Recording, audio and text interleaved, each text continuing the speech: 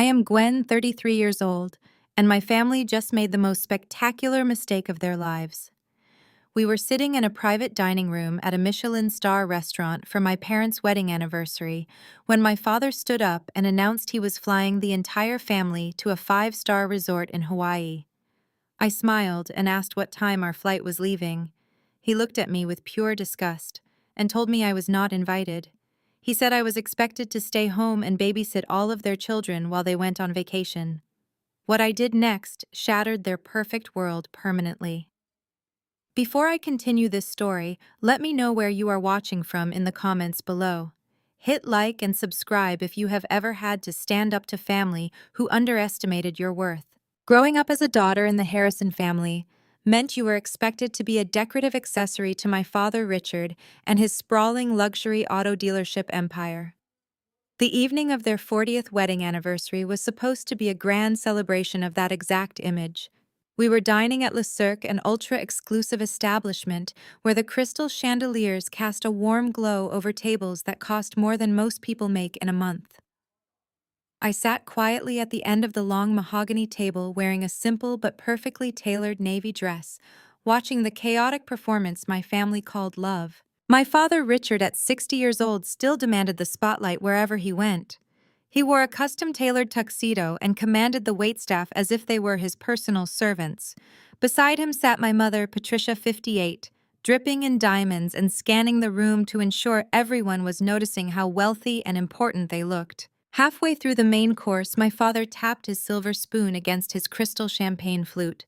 The sharp ringing sound silenced the table instantly. He stood up, smoothing his jacket, a broad, self-satisfied smile plastered across his face. "I have an announcement to make," he boomed, ensuring his voice carried to the neighboring tables. "Patricia and I have decided that this milestone anniversary requires a proper celebration. Next week, we are taking the entire family to a luxury resort in Maui for a 7-day, all-expenses-paid vacation." The table erupted into cheers. My sister Haley, who was 30 and spent her days living as a professional golden child and amateur social media influencer, clapped her hands and squealed. Her husband, Jamal, a 32-year-old African-American man who played the role of a slick startup entrepreneur while secretly burning through my father's investment money, raised his glass in a toast. My younger brother Bradley, 28, who had never held a real job in his life, high-fived his wife Monica, a 27-year-old woman whose primary talent was spending money she did not earn. I took a quiet sip of my sparkling water. I had a massive schedule at work, but I figured I could manage a few days of remote operations from a beach. "That sounds wonderful, Dad," I said politely. "What time is the departure so I can arrange my schedule?" The cheering stopped. The silence that fell over the table was thick and suffocating. My father looked down at me, his smile vanishing, replaced by a sneer of absolute condescension. "You misunderstand, Gwen," my father said, his voice dripping with venom. "You do not know the departure time because you are not part of us. You are not coming on this trip." I set my water glass down carefully. "I am not coming." "Of course you are not coming." He laughed, a harsh grating sound that encouraged the rest of the table to join in. "You do not fit in with this crowd anyway, but since you are single and have absolutely nothing going on in your sad little life, you can stay behind and take care of all the kids. Haley and Bradley need a break, and you are the obvious choice for a free babysitter." A chorus of cruel laughter echoed around the table. Haley smirked, tossing her blonde extensions over her shoulder. Jamal leaned across the table and clapped me hard on the shoulder, his expensive cologne suffocating the air between us. "Take one for the team," Gwen Jamal said with a wide, arrogant grin. "Haley and I really need to reconnect without the kids running around ruining the vibe. You are so good at being invisible anyway, so watching them will be a breeze for you." Bradley pointed his fork at me, chewing loudly. "Yeah, Gwen. Do something useful for the family for once instead of hiding in your dark apartment typing on a keyboard all day." Monica giggled into her napkin, whispering something to Haley that made them both burst into renewed fits of laughter. In the past, this kind of coordinated emotional assault would have crushed me. I would have lowered my head, fought back tears, and internalized their cruelty as my own failure. But at 33, I was no longer the awkward girl they loved to torment.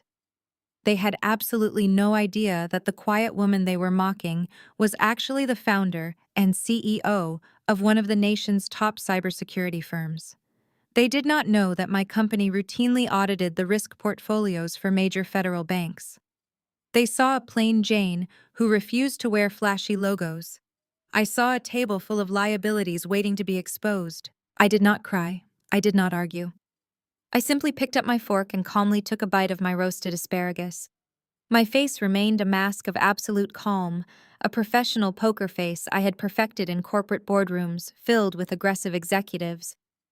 My lack of emotional reactions seemed to unsettle them for a split second, but they quickly misinterpreted my silence as submission. My mother, Patricia, leaned forward, the diamonds on her neck catching the chandelier light. She looked at me with a mixture of pity and severe irritation. "Do not sit there and ruin the mood with your jealousy, Gwen," my mother scolded, waving her manicured hand dismissively. "We are trying to celebrate. In fact, since you are saving so much money by not joining us in Maui, you can cover tonight's dinner.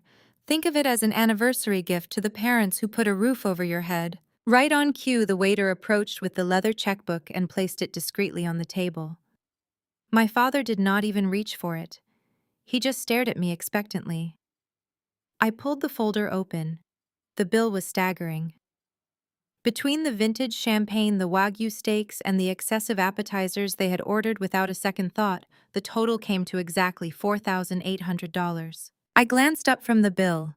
Haley and Monica were entirely unbothered, loudly discussing the new Prada bags my father had just bought them for the trip. I cannot decide if I should take the beige one or the classic black to the luau, Haley whined, examining her reflection in her phone screen. "Take both," Monica urged. "Richard was so generous to get us the matching sets. It would be a crime not to show them off." They gloated openly, making sure I could hear every word about the luxury items they received while I was being handed a nearly $5,000 bill. They wanted me to break. They wanted me to beg for mercy or complain that I could not afford it so they could lecture me once again on my life choices. Instead of arguing, I reached into my simple, unbranded leather purse. I pulled out a heavy matte black corporate card. It had no spending limit. I casually dropped it onto the silver tray and pushed it toward the waiter, who quickly scurried away to process the transaction. I watched my family gloat, fully aware that they were mistaking my silence for defeat. Their arrogance was blinding them to reality. "That is what you get for dropping out of the family business to go play with computers," my father mocked, swirling his expensive cognac. "You could have been managing one of my dealerships, driving a luxury car, wearing nice clothes. But you always wanted to be the odd one out. You made your bed, Gwen. Now you can pay for ours." "You really should have listened to Dad," Haley added, her voice dripping with fake sympathy. "Look at Jamal. He listened to Dad, and now his startup is booming. You just have to be smart about who you align yourself with." I looked at Jamal, knowing exactly what his financial files actually looked like. His startup was a black hole of debt, a failing vanity project that my father was desperately funding to save face. They were living in a house of cards, and they were handing me the matches. The waiter returned with my card and the receipt. I signed my name with smooth, steady strokes. Let them enjoy their dinner. Let them pack their bags for their tropical getaway. I smiled internally, thinking about the encrypted hard drive sitting on the desk in my hidden penthouse. They thought they were punishing me by leaving me behind to babysit. They had no idea they were just giving me the perfect timeline to orchestrate their absolute ruin. I walked out of Le Cirque without offering a single goodbye, handing my valet ticket to the attendant standing under the grand awning. When my unassuming silver sedan was brought around, I tipped the man generously and drove away into the cool night air. My family assumed I drove a practical car because I was struggling financially. They never grasped the concept of stealth wealth. I preferred flying under the radar because it made people careless around me. I navigated through city traffic toward the financial district, pulling into the private, secured underground garage of a sleek glass skyscraper. I took the dedicated express elevator directly to the top floor. The doors opened straight into my actual home, a sprawling modern penthouse with floor-to-ceiling windows offering a panoramic view of the skyline. There were no flashy logos or gaudy gold trimmings here, just minimalist luxury paid for in cash, with money I had earned through sheer intellect and relentless drive. I tossed my keys onto the marble console and walked straight to my nerve center. A custom-built workstation spanning an entire wall featuring 6 high-resolution monitors. I pressed my thumb to the biometric scanner, watching the screens flare to life. My firm Sentinel Cipher Risk Management was the silent watchdog for the largest federal banks in the country. We were the people the government called when billions of dollars were at risk, and standard auditors could not find the leak. I had built algorithms that could trace a single fraudulent penny through a labyrinth of shell corporations. Tonight, those algorithms were going to dissect my father. I pulled up the corporate dossier for Harrison Luxury Autos. Richard thought he was a genius, an untouchable titan of industry. But arrogant men always leave a digital trail, and my father was the most arrogant man I knew. A week ago, my lead data analyst had flagged a series of suspicious transfers connected to one of our largest client banks. The name on the flagged accounts belonged to my father. I had kept the investigation strictly confidential, handling it personally to ensure no one tipped him off. Now it was time to open the floodgates. My fingers flew across the keyboard, bypassing the superficial public records and slicing straight into the secured banking ledgers. The weapon was officially drawn. What I uncovered over the next hour was not just a failing business model, it was a massive, staggering web of financial deceit. Richard had been bleeding for years. The luxury auto market had shifted, and instead of adapting, he had doubled down on maintaining his wealthy facade. I opened a file labeled Asset Leverage and felt a cold, sharp thrill. My father had been forging loan applications to secure massive lines of credit. He had been inflating the inventory value of his dealerships using non-existent luxury cars as collateral to borrow millions from the federal bank my firm was currently auditing. That alone was a federal crime. But he did not stop there. The deeper I dug, the worse it got. He was committing blatant wire fraud, shuffling money between shell accounts to make his dealerships look profitable to outside investors. Then I found the real estate files. My mother was always bragging about their sprawling estate, hosting garden parties, and acting like she owned the world. She did not own a single brick of that house. Richard had illegally leveraged the family mansion, taking out 3 separate mortgages, using forged signature documents to bypass the bank's verification protocols. He had mortgaged their home to the absolute hilt just to keep the lights on and the champagne flowing at places like Cirque. I shifted my focus to Jamal. My brother-in-law was always walking around in custom-tailored suits, pitching himself as a tech visionary. Haley worshipped him, convinced she had married the next big Silicon Valley billionaire. I accessed the financial routing data connected to Jamal Holding Company. The truth was pathetic. Jamal had absolutely no venture capital backing. His startup was bleeding cash at an astonishing rate, burning through hundreds of thousands of dollars a month on vanity marketing, expensive office leases, and bloated executive salaries for himself and his friends. And the sole source of his funding was Richard. My father had been funneling the stolen bank equity directly into Jamal, failing business to maintain the illusion that his golden daughter had married a winner. They were trapped in a toxic cycle of mutual destruction. Jamal needed Richard fraudulent loans to keep up his startup bro persona, and Richard needed Jamal to look successful so the family image remained spotless. I opened the most recent transaction log, tracking a massive wire transfer executed just 48 hours ago. A fresh loan injection of $200,000 secured against a dealership lot that Richard did not even legally own anymore. I traced the routing numbers. The money did not go to payroll. It did not go to inventory. It went straight to the Four Seasons Resort in Maui. The realization hit me like a shot of pure adrenaline. The entire Hawaii trip, the first-class tickets, the luxury suites, the private luau's, was being funded entirely by stolen bank equity. My family was throwing a lavish party on the edge of a cliff, dancing on top of millions of dollars in federal fraud. And they had just handed me the detonator. They thought I was a pathetic, lonely spinster sitting in a dark room. They thought asking me to babysit was the ultimate insult. They were fools. I leaned back in my ergonomic chair, the cool blue light of the monitors reflecting in my eyes. I had everything I needed. The bank was already preparing to sever ties, but I was going to do something much more satisfying. I was going to own them. I did not just want to report my father to the authorities and watch the government tear his empire apart. That would be too easy.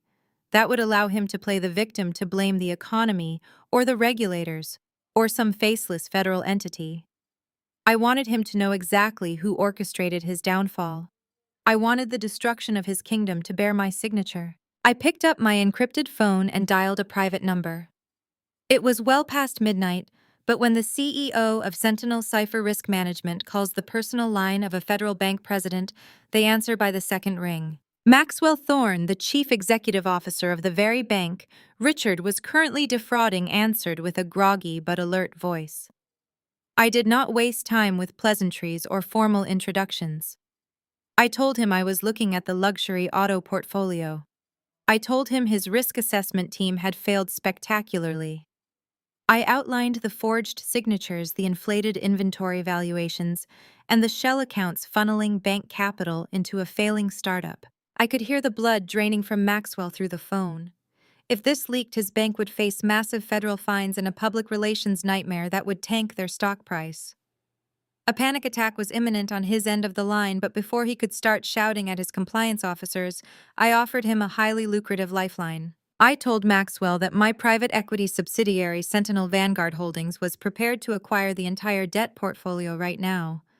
I offered to buy the toxic assets for pennies on the dollar, assuming all the risk, and removing the fraudulent loans from his ledger before the morning bells rang on Wall Street. He would avoid a devastating federal audit, and I would gain complete control over the debt. Maxwell hesitated for exactly 10 seconds. The sheer volume of the fraud terrified him, but the prospect of quietly erasing the liability was simply too good to pass up. He agreed without attempting to negotiate. Within 20 minutes, my legal team was awake and drafting the acquisition contracts. The digital space became a war room. Documents flew back and forth across secured servers. I watched the progress bars on my monitors as the corporate lawyers expedited the transfer of debt. My father thought he was an untouchable mastermind, spinning plates and keeping his creditors at bay with loud speeches and expensive suits.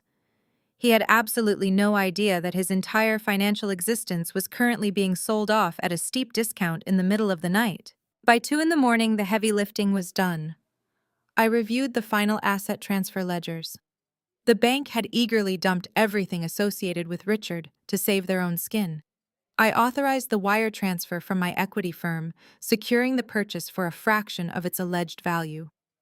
The green confirmation text flashed across my center monitor, illuminating my face in the dark room. The paperwork officially cleared at exactly 3 a.m. I leaned forward, resting my elbows on the cool mahogany of my desk, and scrolled through the newly acquired portfolio. The level of power I now held was intensely satisfying. I clicked on the deed to the sprawling family mansion where my mother was currently packing her designer resort wear. It was mine. I clicked on the commercial leases for all 5 luxury auto dealerships that bore my father's name. They were mine. I opened the promissory notes that Richard had signed to fund Jamal's ridiculous tech startup. Those were mine too. I was no longer just the disappointing middle daughter who worked with computers. I was the sole legal creditor of the entire family empire. Every car on their lots, every brick in their home, every drop of champagne they planned to drink in Maui, technically belonged to me. If I demanded payment today, they would be utterly bankrupt by noon, their assets seized and their reputation obliterated. My phone buzzed on the desk. It was an automated alert from my calendar reminding me of the upcoming family vacation departure schedule. My parents, Haley, Jamal, Bradley, and Monica, were set to leave for the airport at 9 a.m. They were planning to dump their children on my doorstep like unwanted luggage before flying off to a tropical paradise funded by the very money I had just intercepted. Let them go, I thought to myself, leaning back in my chair. Let them board that plane. Let them drink their mimosas in first class and toast to their brilliant success. The higher they flew, the more devastating the crash would be. I wanted them to arrive in paradise before I ripped the ground out from under them. I wanted them surrounded by luxury when they realized they possessed absolutely nothing. I logged out of the banking portals and initiated the nightly lockdown sequence on my workstation. The monitors faded to black, plunging the penthouse back into a serene, quiet darkness. I walked into my master suite, the city lights below offering a brilliant, sparkling view of a world I had conquered entirely on my own. I slid under the cool, heavy silk sheets of my bed. My mind was sharp-focused and completely devoid of guilt. For years, they had told me I was a failure. They had demanded I pay for my own humiliation. They had treated me like a servant in my own family, useful only when they needed someone to clean up their messes. Now I held their entire lives in the palm of my hand, ready to crush them at my absolute convenience. I closed my eyes, pulling the duvet over my shoulders, and went to sleep with a cold, satisfied smile. Monday morning arrived with the brilliant sunlight pouring through the floor-to-ceiling windows of my penthouse. I had already finished my morning workout, showered, and was sipping a perfectly brewed espresso while reviewing global market shifts on my tablet. The financial world was blissfully unaware of the localized earthquake I had prepared to unleash. I was wearing a comfortable but sharp matching lounge set, ready to enjoy a quiet, productive day. Then the private intercom system connecting the ground floor lobby to my residence buzzed violently. It was an aggressive, frantic sound that shattered the peace of my sanctuary. I checked the security feed on my wall monitor. The high-definition camera displayed a scene that was both infuriating and entirely predictable. My family had actually managed to find my building. Now, however, the location was apparently highly convenient for their needs. I pressed the authorization button, allowing the lobby doors to open and the express elevator to bring them up. I set my coffee mug down on the marble island and walked toward the grand double doors of my entryway. As the elevator chimed its arrival, I pulled the doors open. I expected to see my sister Haley standing there with her usual demanding posture. Instead, I found 3 small, confused children huddled together on my welcome mat. Haley held the hands of her 7-year-old daughter and 5-year-old son. Bradley's 5-year-old daughter stood slightly behind them, clutching a worn stuffed animal. At their feet sat a messy pile of cheap, mismatched duffel bags that looked like they had been hastily stuffed with random clothing items. None of the bags matched the designer luggage my sister and brother loved to flaunt on social media. The children looked exhausted, as if they had been dragged out of bed before dawn. I stepped past the children and walked out onto the private exterior landing that overlooked the building private motor court below. Peering over the glass balcony railing, I saw the source of the commotion. An enormous, gleaming black luxury SUV was idling in the driveway. The driver from a high-end private car service was busy loading a small mountain of Louis Vuitton suitcases and oversized hard-shell trunks into the rear of the vehicle. Haley, Jamal, Bradley, and Monica were gathered around the open doors of the SUV, laughing loudly and taking selfies. They were dressed in coordinated, expensive resort wear, looking like they were ready to step straight onto a yacht. Patricia and Richard were nowhere to be seen, likely already heading to the airport. Haley spotted me looking down from the balcony. Instead of coming upstairs to properly drop off her own flesh and blood, she simply waved her phone in the air and shouted up at me. Her voice echoed loudly through the concrete and glass motor court. "Flight leaves in 2 hours," Haley yelled, adjusting her designer sunglasses. "The kids have their tablets in the bags, so they should just sit quietly and play games all week. Do not let them have sugar before bed and make sure they eat organic. I do not want them getting used to cheap food. We will be back next Tuesday." I stared down at her, astounded by the sheer audacity of the moment. She had not asked if I was available. She had not confirmed this arrangement with me. She was simply dumping her children at my residence like unwanted luggage before flying across the Pacific Ocean. Jamal popped his head out from the passenger side window of the SUV. He pointed a finger gun at me, flashing a brilliant empty smile. "Thanks for being a team player," Gwen Jamal shouted over the idling engine. "We owe you one. Make sure you do not lose any of them. We need a completely stress-free week." Bradley and Monica did not even bother to look up. Monica was too busy posing against the shiny black paint of the SUV, while Bradley snapped photos of her for her social media feed. They were entirely unconcerned that they were abandoning their 5-year-old daughter with an aunt they actively despised. The level of entitlement was so staggering. They genuinely viewed me as a free expendable resource, a live-in servant who existed solely to facilitate their lavish lifestyle. I watched as Haley climbed into the back seat, slamming the heavy door shut. She did not say a proper goodbye to her children. There were no hugs, no kisses, no reassurances that Mommy would be back soon. There was not a single envelope of cash left behind for groceries or emergencies. They had not provided any medical insurance cards, pediatric contact information, or allergy lists. They simply expected me to shoulder the entire financial and emotional burden of caring for 3 young children for over a week while they drank cocktails on a beach using stolen money.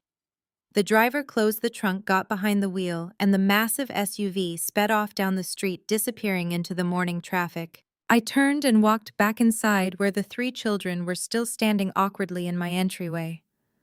They looked at me with wide, uncertain eyes. They were completely innocent in all of this. They did not ask to be born into a family that valued status over substance.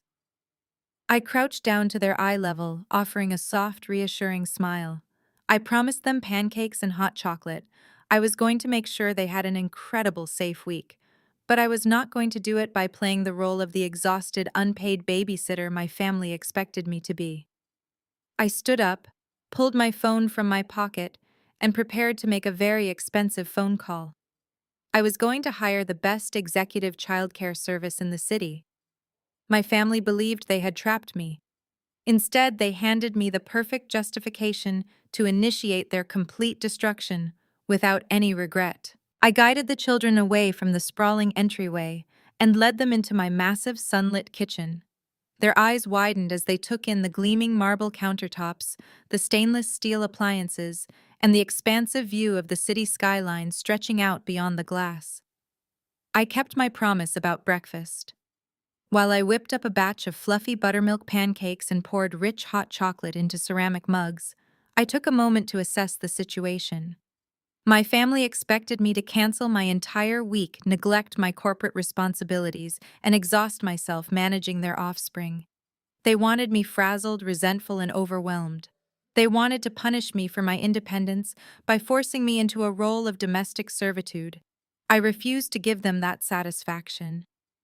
I set the plates down in front of the kids, making sure they had enough maple syrup and fresh berries. As they happily dug into their meals, completely oblivious to the toxic dynamics of the adults who had abandoned them, I walked over to the kitchen island and picked up my encrypted phone. I did not search for a local teenage babysitter or call a standard daycare center. I bypassed the conventional routes entirely and dialed the direct line for Vanguard Elite Childcare. This was an ultra-premium executive childcare agency that catered exclusively to visiting diplomats, high-net-worth individuals, and elite corporate executives. They did not advertise their services to the general public. You had to know a current client just to get the unlisted phone number. The director answered immediately. I explained that I required an emergency deployment for 3 children. I outlined my precise demands. I needed a team of highly vetted, thoroughly background-checked, and medically trained nannies. I also required a secure, entertaining environment where the children could stay for the entire week. The director did not hesitate. She informed me that they had an exclusive partnership with a luxury kids resort located just 40 minutes outside the city limits. The facility featured indoor water parks, supervised art studios, certified pediatric nutritionists, and round-the-clock security. It was the perfect solution. The children would experience a phenomenal vacation of their own, far superior to whatever neglect they would have suffered trailing behind their self-absorbed parents in Hawaii. They would be completely safe, thoroughly entertained and supervised 24 hours a day by consummate professionals. I authorized the arrangement on the spot. The director quoted me a flat rate of $12,000 for the week, which included the luxury transport, the dedicated nanny team, the resort fees, and a complete wardrobe replacement for the children, considering their parents had packed nothing but cheap, mismatched clothing. I pulled out my matte black corporate card and paid the $12,000 up front without a single blink. To my family, that sum would represent a massive panic-inducing expense. To me, it was a minor operational cost. It was the price of my absolute peace of mind and the flawless execution of my revenge. While waiting for the agency to arrive, I opened the cheap duffel bags Haley and Bradley had left on my porch. The contents were appalling. There were stained t-shirts, inappropriate snacks loaded with artificial sugar, and a complete lack of basic hygiene supplies. It was a glaring testament to their incompetence as parents. I threw the junk food directly into the trash compactor. I would not allow these children to suffer because of their parents' sheer laziness. I sat with the kids at the kitchen island, asking them about their favorite games and books, ensuring they felt calm and valued in an unfamiliar environment. They were sweet kids, untainted by the cruel arrogance that infected the adults in our family. I wanted to protect them from the fallout that was about to rain down on their parents very soon. I knew the storm I was unleashing would completely shatter their reality, and the children deserved to be shielded from the chaos. Less than an hour later, the private elevator chimed. I opened the double doors to find a team of 4 women dressed in immaculate professional uniforms. They introduced themselves, presented their comprehensive credentials, and immediately went to work. They were remarkably efficient and incredibly warm. Within minutes, they had won over the children. The lead nanny, a woman named Beatrice, who held a master's degree in early childhood education, knelt down and told the kids about the giant indoor water slide and the premium art supplies waiting for them at their destination. The children's faces lit up with pure, unadulterated joy.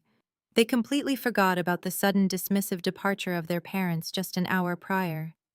They were thrilled to embark on their own special adventure. I handed Beatrice the emergency medical authorization forms my legal team had drafted at lightning speed. I ensured the agency had my direct corporate line for any situation that might arise, no matter how small. I watched as the highly trained nannies gently guided my nieces and nephew out of the penthouse and into the waiting private transport downstairs. The entire transition was seamless, stress-free, and executed with absolute precision. As the heavy elevator doors smoothly closed, taking the happy children down to their luxury retreat, I walked back into my silent, pristine penthouse. I poured myself a fresh cup of coffee and smiled. I had fulfilled my babysitting duty flawlessly. My nieces and nephew were receiving much better care than their own parents had ever provided. I had completely neutralized the heavy burden my toxic family tried to dump on my shoulders. I was fulfilling my family obligations, but I was doing it entirely on my own wealthy, untethered terms. Now, with the children safely out of the way, I could focus my full undivided attention on the main event.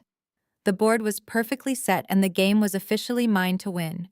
I was finally ready to absolutely break them all. I walked away from the quiet kitchen and headed straight back to the glass-enclosed command center of my home office. My multi-monitor workstation hummed to life as I passed my thumb over the biometric scanner. The time for passive observation was entirely over. The preparation was complete. I pulled up the heavily encrypted dossier I had meticulously compiled over the past 24 hours. It was an absolute masterpiece of financial forensic auditing.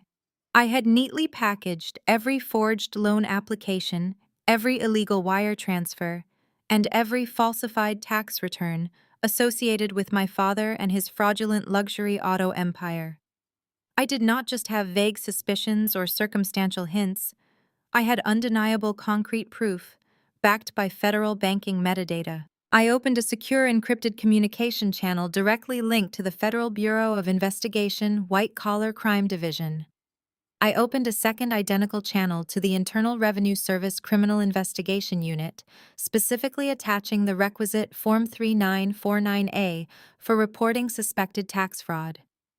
I attached the massive digital file containing decades of Richard arrogant financial deceit. I did not hesitate for a single second.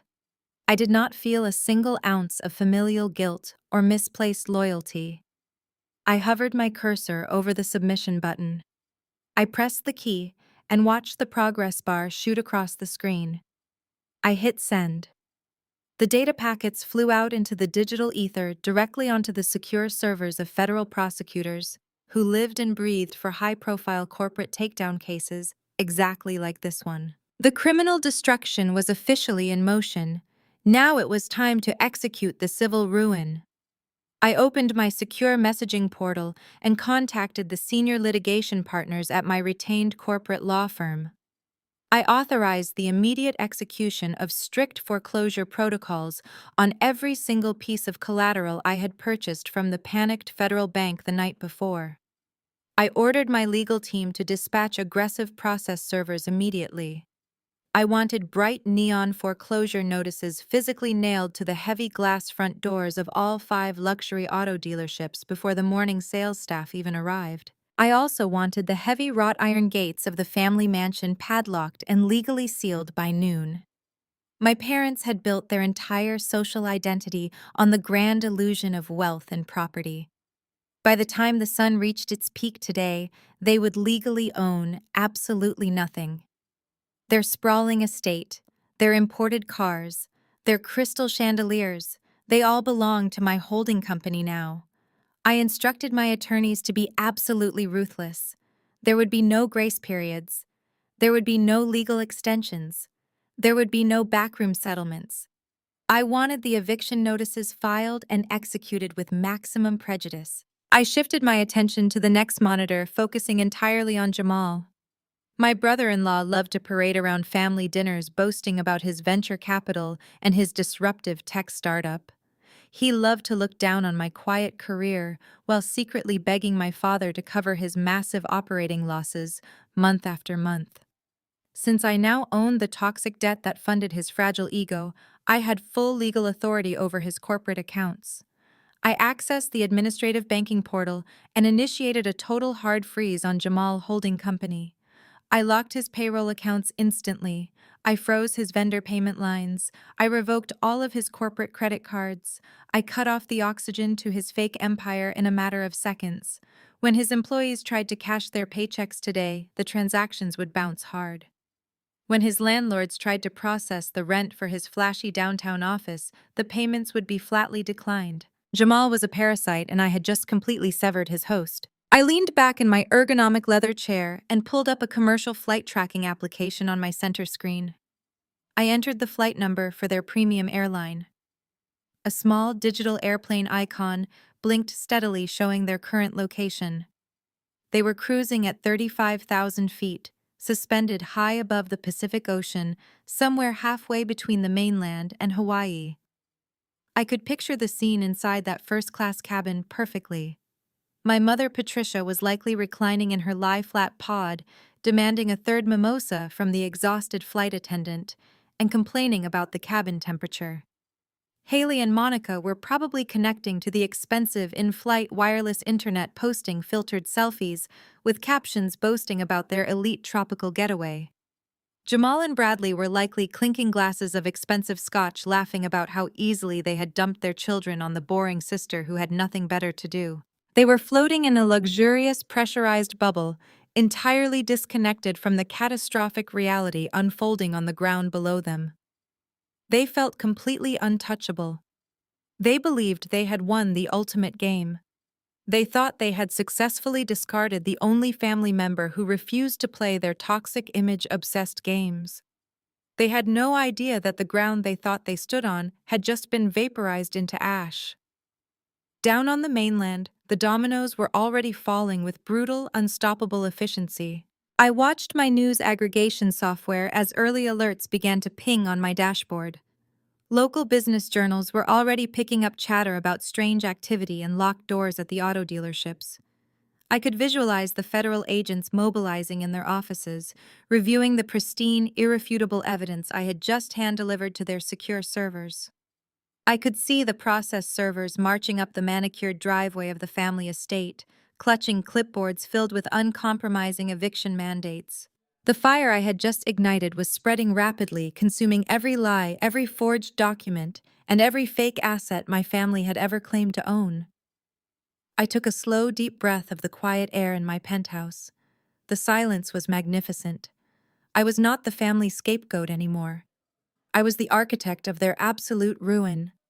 By the time their luxury aircraft touched down on the island runway, the federal warrants would be signed by a judge. By the time they stepped off that plane and turned off airplane mode, their phones would explode with the devastating news. They were flying toward a paradise they could no longer afford, funded by a criminal empire that no longer existed. The match was officially lit, and the mainland was already burning. I stepped away from the monitors and walked into my expansive kitchen to pour myself a glass of iced lemon water. The digital clock on my stainless steel refrigerator read early afternoon. My family flight had just landed in Maui. I pulled my smartphone from my pocket and tapped open the Instagram application. I did not follow my sister Haley from my primary account, but I maintained an anonymous profile specifically to monitor her public digital footprint. Her feed was a masterclass in performative wealth and deep-seated insecurity. I refreshed the page and the latest post instantly populated on my screen. It was a highly filtered, brightly lit selfie of Haley and Jamal standing in the open-air lobby of the Four Seasons Resort in Maui. Haley was wearing oversized designer sunglasses and holding a tropical cocktail garnished with a bright pink orchid. Jamal was standing behind her, flashing his expensive watch to the camera. Behind them, my parents and Bradley were visible, arguing with a bellhop about their luggage. The caption beneath the photo was completely predictable. Living the high life with my amazing family. So blessed to be surrounded by winners. Sucks to be the loser left behind. She had even added a series of mocking emojis. I stared at the screen, feeling absolutely nothing but clinical amusement.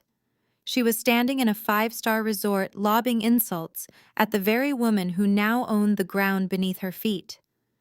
They were probably arguing with the hotel staff because their credit cards were already starting to decline. The hotel management would likely comp their first few hours, assuming it was a temporary banking error, but that grace period would evaporate very quickly. I set the phone down on the counter. Watching their destruction through a computer screen from thousands of miles away suddenly felt entirely insufficient. I had spent my entire adult life building an impenetrable fortress of wealth and security while they constantly belittled my existence. Sending federal agents to seize their assets was a brilliant tactical maneuver, but it lacked the personal closure I required. I needed to see the exact moment the realization hit them. I needed to look my father in the eyes when he finally understood that his discarded daughter was the architect of his absolute ruin. I needed to be standing right there in paradise when the walls closed in. I walked swiftly into my master suite and opened my walk-in closet. I bypassed the business suits and reached for my travelwear. I pulled down a single, understated designer suitcase, crafted from matte black full-grain leather. It bore no flashy monograms or garish logos, but its craftsmanship screamed quiet elite money. I packed with ruthless efficiency. I selected 3 tailored silk resort dresses, a pair of pristine leather sandals, and my premium noise-canceling headphones. I did not pack heavy because I did not intend to stay long. This was not a vacation. This was an execution. I zipped the suitcase closed and pressed the intercom button, connecting me directly to my building security desk. I instructed them to notify my private driver that I required immediate transport to the international airport. I grabbed my sleek leather tote, ensuring my corporate banking cards, and the encrypted physical copies of the foreclosure documents were safely tucked inside. I locked the penthouse doors behind me and took the express elevator down to the subterranean motor court. My driver was already waiting by the open door of my heavily tinted luxury sedan. He took my bag without a word, his face a mask of practiced professionalism. I slid into the quiet, spacious back seat and instructed him to take the fastest route to the private aviation terminal. I opened my tablet and quickly secured a last-minute first-class ticket on the next commercial direct flight to Maui. I could have chartered a private jet, but I wanted the anonymity of a commercial manifest. I wanted to arrive on the island completely undetected like a phantom. The drive to the airport was smooth and completely devoid of traffic. I gazed out the tinted window, watching the city blur past me. The mainland was already dealing with the fallout of my morning activities. News alerts were popping up on my tablet regarding federal agents securing luxury car dealerships across the metropolitan area. The authorities were moving with breathtaking speed now that they possessed my irrefutable evidence. My father's fraudulent empire was bleeding out on the pavement, and he was currently drinking a Mai Tai completely unaware. When we arrived at the terminal, the driver handled my luggage while I was escorted directly through a private security screening line reserved for high-net-worth travelers. I bypassed the chaotic, crowded main terminal entirely. There were no crying children, no long lines, no harried announcements. I walked straight into the exclusive first-class lounge, pouring myself a cup of premium herbal tea while I waited for my boarding call. I felt completely centered. My pulse was steady and my breathing was perfectly calm. 30 minutes later, I was ushered onto the wide-body aircraft before the main cabin passengers were even allowed to queue. I settled into my private lie-flat pod near the front of the aircraft. The flight attendant greeted me by name, offering a warm towel and a glass of vintage sparkling water. I declined the champagne. I needed my mind operating at maximum capacity. I fastened my seatbelt as the heavy aircraft pushed back from the gate and began its taxi toward the runway. I pulled my tablet from my tote bag and reviewed the structural layout of the Four Seasons Resort in Maui. I pinpointed the exact location of the grand ballroom where Richard was scheduled to host his lavish investor dinner tonight. I memorized the entry points, the exit routes, and the sightlines. The engines roared to life, pressing me back into the plush leather seat as the plane accelerated down the tarmac and lifted smoothly into the sky. I looked out the small oval window, watching the mainland shrink away beneath the clouds. My family had flown this exact route just hours earlier, believing they were leaving their problems behind. They thought they had escaped. They thought they were untouchable. They were wrong. The hunter was officially tracking her prey, and I was bringing the entire storm right to their front door. The flight descent into Maui was a masterclass in tropical beauty, but my eyes were locked on the digital clock. I bypassed baggage claim, having brought only a single carry-on, and stepped straight into my waiting black car. The drive to the Four Seasons Resort was an exercise in patience. I watched the lush green mountains and sparkling blue ocean roll past my tinted window. I arrived at the resort just as the sun began to dip below the horizon, casting a brilliant orange glow over the manicured grounds. I bypassed the main lobby and took a discreet service corridor I had memorized from the architectural blueprints. I slipped into a private alcove just above the grand ballroom, giving me a perfect, unobstructed vantage point of the entire floor. The scene below was a staggering masterpiece of American corporate deception. My father had rented the largest, most expensive ballroom the Four Seasons had to offer. Massive crystal chandeliers dripped from the ceiling, illuminating tables draped in imported silk linens. Waiters in crisp white tuxedos circulated seamlessly, carrying silver trays loaded with beluga caviar and glasses of vintage champagne. Ice sculptures shaped like luxury sports cars anchored the buffet tables, a grotesque homage to the empire that no longer existed. Floral arrangements of rare white orchids spilled over the edges of the tables, adding a sickeningly sweet perfume to the air. Richard stood near the center of the room holding court. He wore a pristine white dinner jacket, holding a cigar in one hand and a glass of scotch in the other. He was surrounded by a cluster of wealthy mainland investors, older men in expensive resort wear who had flown out specifically for this event. These were the targets. These were the men Richard desperately needed to inject fresh capital into his failing enterprise. I watched his body language. He was leaning in, laughing loudly at terrible jokes, clapping men on the shoulder. He was selling the illusion of invincibility. From my vantage point, I could almost hear his pitch. He was promising them exclusive equity in his upcoming dealership expansions. He was selling them on a vision of limitless growth, backed by fake inventory sheets and forged profit margins. He was literally begging for his financial life, while disguised as a king bestowing favors upon his loyal subjects. It was pathetic, but it was also incredibly dangerous. These investors were seconds away from writing massive checks to a phantom corporation. They thought they were buying into a legacy, completely unaware that the man pitching them was currently carrying millions of dollars in toxic debt that belonged entirely to me. They were about to lose their retirement funds to his bottomless greed. Across the room, Jamal was executing his own parasitic hustle. He had cornered a group of wealthy retirees near the open bar. He was wearing a custom linen suit with no tie, playing the role of the relaxed, disruptive tech visionary to absolute perfection. He held a tablet in his hand, gesturing animatedly as he showed them colorful graphs and meaningless growth projections for his non-existent software platform. He was aggressive, leaning into their personal space, using high-pressure sales tactics, masked as friendly insider tips. Jamal was promising them early round access to the next big tech unicorn. He was telling them that his father-in-law had already backed the venture with millions, using Richard's stolen credibility to validate his own scam. Haley stood right beside him, functioning as the ultimate prop. She smiled vacantly, nodding at everything Jamal said, holding up her phone to record brief snippets of his pitch for her social media followers. They were a unified front of absolute fraud. Jamal was bleeding Richard dry, and now he was trying to sink his teeth into these unsuspecting retirees to keep his bloated payroll afloat just a few more months. Near the string quartet, my mother Patricia was putting on the performance of a lifetime. She was holding a martini glass, throwing her head back in exaggerated laughter, while surrounded by the wives of the investors. She was draped in heavy diamond necklaces and thick emerald bracelets. I knew exactly where those jewels came from.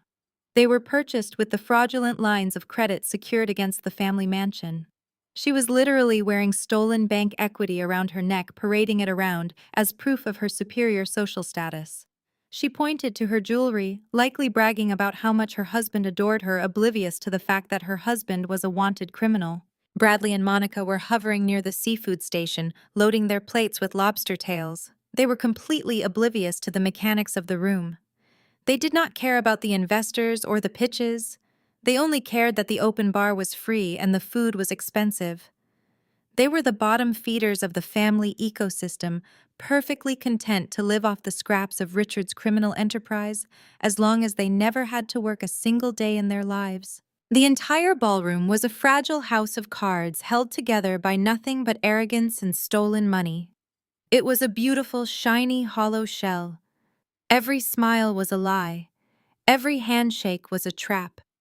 Every drop of champagne was bought with fraudulent wire transfers. I stood in the shadows of the alcove watching the orchestra play and the guests mingle. My family thought they had orchestrated the perfect escape. They thought they had secured their future by leaving me behind in the cold. They had no idea that the executioner was already in the building. I checked my watch. The timing was absolutely perfect. The investors were reaching for their checkbooks. My father was raising his glass for a toast. It was time to pull the plug.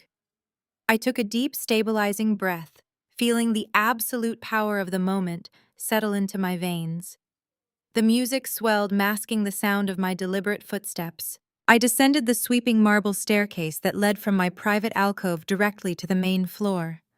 The heavy mahogany doors stood between me and my family-manufactured paradise. I did not pause to gather my courage. I did not need to. I pushed the polished brass handles forward with both hands. The heavy mahogany doors swung open with a resounding thud that echoed across the cavernous room. I stepped over the threshold and into the warm glow of the crystal chandeliers. I was not wearing the sensible, invisible navy dress they had mocked at Cirque. I was wearing a breathtaking, tailored designer gown in emerald green cut perfectly to my silhouette. The silk moved like liquid glass around my ankles. I looked every inch the billionaire I actually was. Flanking me on either side were two highly intimidating local corporate attorneys I had retained during my flight. David and Elena were dressed in razor-sharp charcoal suits carrying thick leather briefcases, filled with verified financial destruction. They moved in perfect synchronization with me, projecting an aura of absolute legal authority. The sudden dramatic entrance drew immediate attention. The lead violinist of the string quartet faltered, his bow scraping harshly against the strings. The discordant screech caused the cellist to stop abruptly. Within 3 seconds, the lively classical music halted completely. The sudden silence in the ballroom was deafening. The ambient chatter of wealthy investors and clinking champagne glasses died out like a snuffed candle. Hundreds of eyes turned toward the entrance, captivated by the disruption. I kept my chin high, my gaze sweeping the room before locking directly onto my father. Richard was frozen mid-toast, his glass of scotch hovering near his chest. The color drained from his face at a terrifying speed. He looked like a man who had just seen a ghost. Next to the seafood buffet, Bradley dropped a crab leg onto the floor. Haley, standing by the bar with Jamal, lowered her phone, her jaw dropping open in sheer disbelief. Before I could take 5 steps into the room, the crowd parted and my mother rushed forward. Patricia moved with a frantic, uncoordinated energy that completely ruined her elegant facade. Her emerald bracelets clattered noisily as she intercepted me. "What the hell are you doing here?" Patricia hissed, her voice a toxic whisper meant only for my ears. Her eyes darted wildly around the room, terrified that the investors were watching this unscripted family drama. "Where are the kids? Are you trying to ruin us?" I looked down at her face.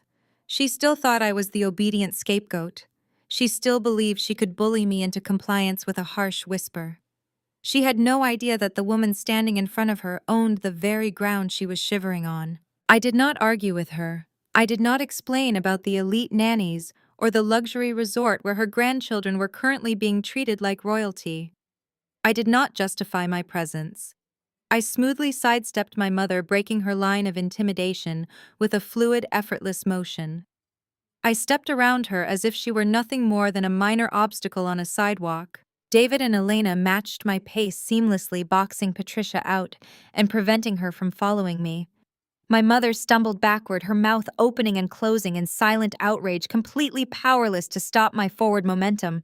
I began walking directly toward the main stage. The crowd of wealthy retirees and mainland investors parted like the Red Sea, creating a wide, clear path for me and my legal team. I could hear their confused whispers rippling through the quiet room.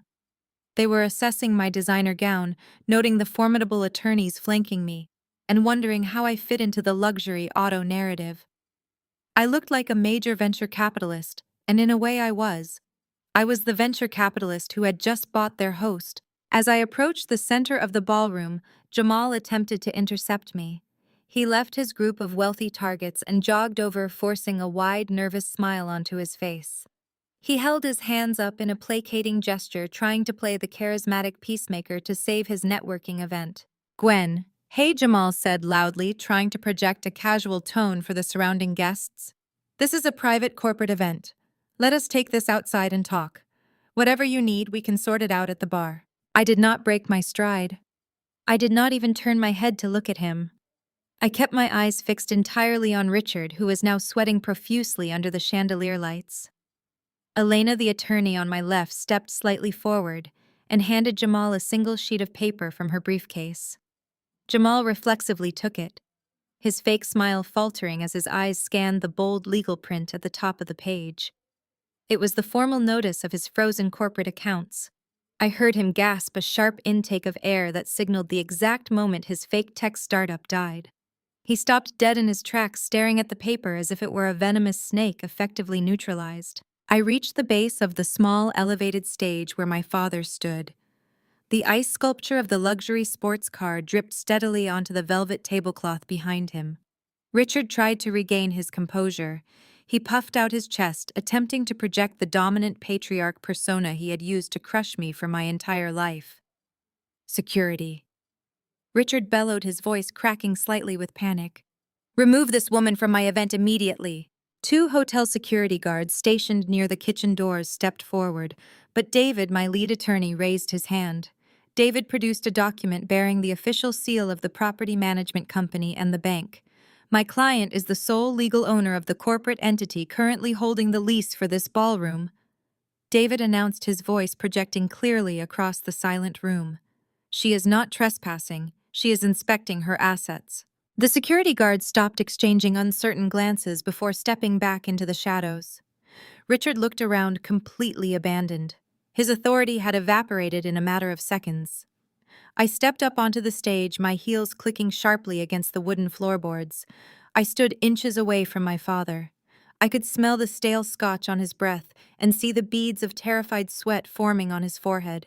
I reached out and calmly took the microphone from the stand.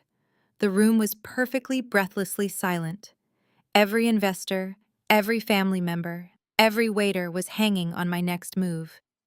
The high society facade was cracking, splintering under the weight of my arrival. I held the microphone, feeling the cool metal against my palm. My entire life had led to this exact moment. I looked out over the sea of faces, then turned my gaze back to the man who had ordered me to stay behind. I was ready to bring the entire house of cards crashing down. Richard lunged. The shock that had momentarily paralyzed him evaporated, replaced by a sudden surge of desperate, venomous anger. He closed the small distance between us on the elevated stage, his face twisted into an ugly snarl that the wealthy investors in the audience had never witnessed. He reached out with a heavy, sweating hand, attempting to snatch the microphone directly from my firm grip. He wanted to silence me before I could utter a single word to his precious financial targets. He genuinely believed that a final display of physical intimidation would force me back into the obedient, invisible box he had kept me locked inside for my entire life. He was severely mistaken. I did not flinch. I did not step back. I simply shifted my weight and moved the microphone out of his frantic reach with a smooth, highly practiced motion. David, my lead corporate attorney, stepped up onto the stage in a fraction of a second. He inserted his broad, tailored shoulders squarely between my father and me. David did not say a single word. He just leveled a cold, unrelenting warning glare directly at Richard. The unspoken threat of a massive civil assault lawsuit hung heavily in the tropical air. Richard stopped abruptly, his chest heaving under his crisp white dinner jacket. He was breathing hard, realizing with crushing clarity that he was entirely outmatched. He could not bully his way out of this corner. "Security!" Richard hissed again, his voice tight and breathless with rising panic. "I demand you clear this stage right now. This is a private corporate function. She has no legal right to be standing here." No one moved to help him. The hotel staff remained firmly planted at the outer edges of the grand ballroom, having already verified my absolute legal authority over the venue space just minutes prior. The investors in the audience shifted uncomfortably in their plush dining chairs. Wealthy men possess a finely tuned sixth sense for shifting power dynamics. They could clearly see the absolute terror radiating from my father, and they could see the terrifying, calculated calm radiating from me. They knew instinctively that the woman in the emerald silk gown was holding all the winning cards tonight. I brought the microphone closer to my lips. I raised my left hand and tapped the metal grill with my index finger twice. Tap, tap. The sharp, amplified sound sliced cleanly through the heavy, suffocating tension in the grand ballroom. It echoed off the massive crystal chandeliers and bounced off the silk-draped walls, demanding total, undivided attention from every person present. Every eye in the room locked onto me. I looked out over the sprawling sea of tailored suits and expensive resort wear. I saw Patricia trembling near the front row, her manicured hands covering her mouth in shock. I saw Haley and Jamal standing frozen near the ice sculptures at the bar. I saw Bradley and Monica looking exactly like deer caught in the headlights of an oncoming freight train. "Good evening, everyone," I said. My voice was perfectly steady, projecting clearly and smoothly through the professional sound system. "I sincerely apologize for the unexpected interruption to your beautiful dinner service this evening. My name is Gwen.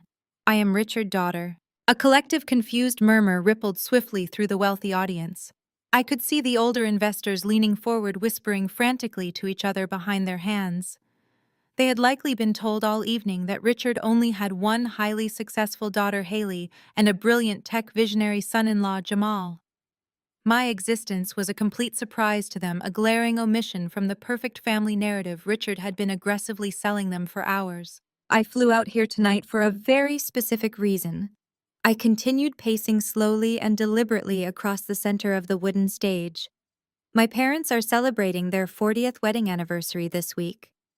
It is a monumental milestone, one that requires a truly unforgettable celebration. A few days ago, during a beautiful family dinner at Le Cirque, my father proudly announced this spectacular Hawaiian getaway. He invited everyone at the table. He invited my sister, my brother, their spouses, and all of their young children. I paused, letting the heavy silence stretch out for a few agonizing seconds. I turned my head slowly to look directly at Richard.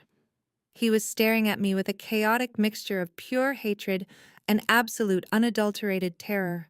But my father made it very clear that I was not invited, I said, turning my gaze back to the captivated audience of investors. He told me I was not part of the family. He instructed me to stay behind on the mainland and babysit my nieces and nephews, so that everyone else could enjoy a stress-free, luxurious vacation in paradise. He thought I would quietly accept that role. He thought I would stay in my place and remain invisible. Patricia let out a loud, muffled sob from the ballroom floor. She took a desperate step toward the stage, her hands pleading in the air, but my secondary attorney, Elena, immediately blocked her path with a stern, immovable stance. However, I decided that simply staying home was not a fitting way to honor 40 years of marriage. I announced, my voice carrying a sharp, dangerous edge that cut through the room. I believe milestone anniversaries require grand, life-changing gestures. So I made my own travel arrangements.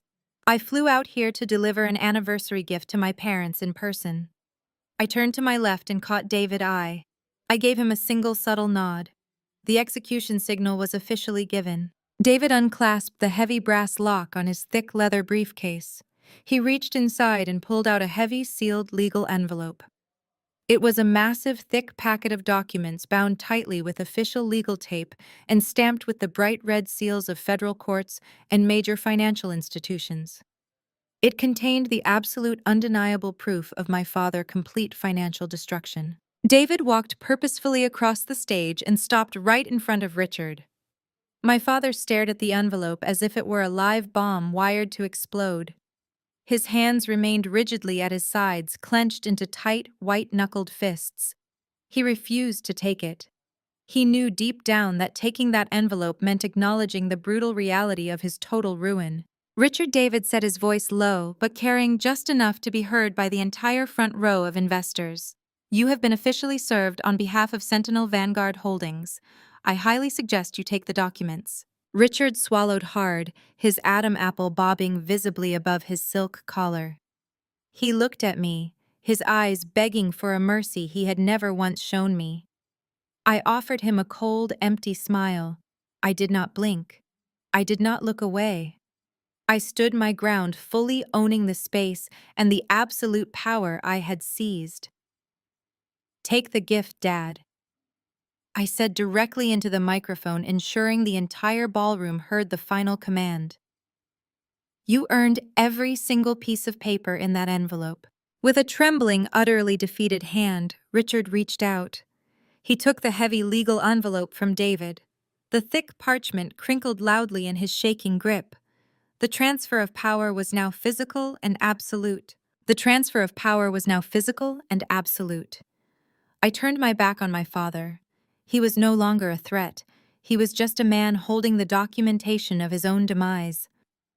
I faced the sea of wealthy retirees and mainland investors who had flown across the ocean to hear a pitch from a supposed titan of industry. They were staring at me with a mixture of shock and morbid fascination. I commanded the room with absolute authority, my emerald gown shining brilliantly under the massive crystal chandeliers. "My father stood on this stage tonight and told you all about his booming luxury auto empire," I said, my voice echoing sharply off the high silk-draped walls. "He pitched you on a vision of aggressive expansion. He painted a picture of untouchable wealth. He asked you to write massive checks to secure equity in his highly profitable dealerships." I took a slow, measured step closer to the edge of the stage, making direct, unflinching eye contact with the wealthiest-looking men sitting in the front row. What he deliberately forgot to mention during his glamorous presentation is that his empire does not exist anymore.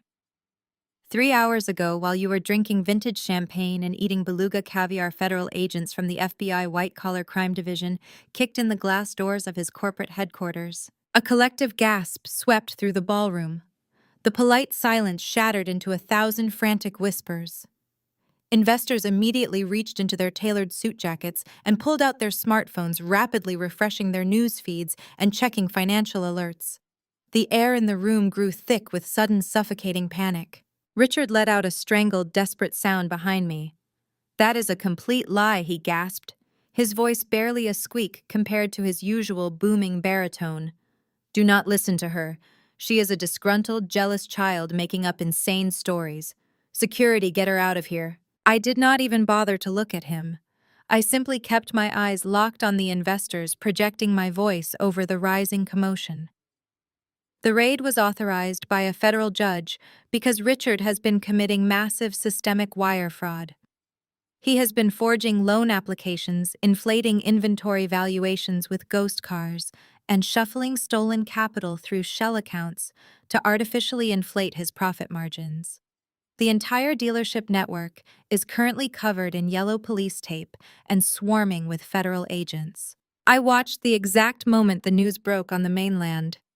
Several investors in the front row stared at their phone screens with wide, horrified eyes. The business news aggregators were pushing out breaking alerts to their mobile devices. The federal raid was now public knowledge. The undeniable proof was right there in the palms of their hands. The shocked murmurs turned into loud, angry exclamations of betrayal. "He lied to you," I stated clearly, letting my words fall like heavy stones into the crowd. "He brought you to Maui to steal your retirement funds and your corporate backing so he could cover the massive black hole of his toxic debt. You were not buying into a rapid, lucrative expansion. You were buying a sinking ship. You were about to become unwitting accessories to federal fraud." Richard staggered forward, his white dinner jacket looking suddenly too large for his rapidly deflating frame. His face had turned a sickly, translucent shade of ghost white. The deep tan he had acquired by the resort pool earlier today seemed to vanish completely, leaving behind a hollow, terrified shell. "The real estate," he stammered, grasping wildly at his last remaining straw of credibility. He looked frantically at the men who were already beginning to stand up from their tables. "I still have the real estate. My collateral is solid. The family estate is worth millions. We have prime commercial leases." I turned to face him, offering a smile that contained absolutely zero warmth. It was the look of a predator surveying its trapped prey. "And the mansion you constantly claim as your ultimate collateral?" I asked, raising my voice so every single person in the room could hear the final nail being hammered into his coffin. "The sprawling multi-million-dollar estate you bragged about during the cocktail hour." I stepped right into his personal space, watching the sheer terror consume him completely. He shrank back, his hands trembling violently. "You illegally leveraged that house 3 times over using forged signature documents," I told him, dropping the receipts with lethal precision. "You defaulted on the loans months ago. The federal bank was going to seize it by the end of the week, but my private equity firm intervened. We purchased your toxic debt portfolio early this morning for pennies on the dollar. The wire transfer cleared at exactly 3 in the morning." Richard swayed on his feet, his knees buckling slightly. The heavy legal envelope slipped from his trembling fingers and hit the wooden stage floor with a loud, heavy thud. "I own the deed to your house, Dad," I said, my voice dropping to a low, lethal register that carried a terrifying amount of power. "I own the commercial leases to the dealerships. I own every single asset you thought you possessed. I executed the strict foreclosure protocols before I boarded my flight to the island. The locks have already been changed on the mainland. You are currently homeless." Patricia shrieked from the ballroom floor. It was a high, piercing sound of pure, unadulterated panic. She clutched the heavy diamond necklace around her throat as if it were actively choking her. Her knees gave out and she sank onto a velvet chair, gasping for air. The brutal reality of losing her precious social status, her designer wardrobe, and her sprawling mansion was breaking her mind in real time. "You funded this entire party with stolen bank equity," I announced, turning back to the horrified crowd to deliver the final blow to his reputation. "The silk tablecloths, the ice sculptures, the private suites, all of it was paid for with fraudulent wire transfers. He flew you out here on stolen money, hoping to scam you out of millions more to cover his tracks." The reaction from the investors was instantaneous and brutally pragmatic. They did not ask Richard for an explanation. They did not demand a defense. Wealthy men do not waste time standing on sinking ships. They simply dropped their champagne flutes onto the tables, turned their backs on my father, and marched straight toward the heavy mahogany doors. Many were already dialing their legal teams, frantically instructing them to sever all ties, freeze all intended deposits, and block any pending transactions with the Harrison family. The mass exodus was a stunning display of absolute corporate survival. Within minutes, the grand ballroom was emptying at a staggering pace. The waiters and hotel staff discreetly retreated to the kitchen, leaving the extravagant buffet completely untouched. The string quartet packed their instruments and slipped out the side exit without making a sound. Richard stood entirely alone on the stage, watching his entire network, his financial lifeline and his manufactured identity evaporate into thin air. He reached out a shaking hand toward the departing crowd, but no one bothered to look back. He was a radioactive liability, a total pariah stripped of his wealth and his power by the very daughter he had commanded to stay behind. Jamal could see his entire livelihood walking out the heavy mahogany doors. He had built his entire identity around being the charismatic tech founder, a prodigy who just needed a little seed capital to change the world. He knew perfectly well that his luxury lifestyle and his expensive suits were completely subsidized by Richard.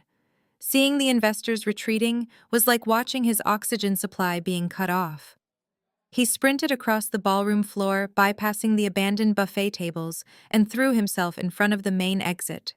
He spread his arms wide, physically blocking the path of two older venture capitalists who were already dialing their legal counsel. "Wait!" Jamal shouted, his voice cracking with desperate performative authority.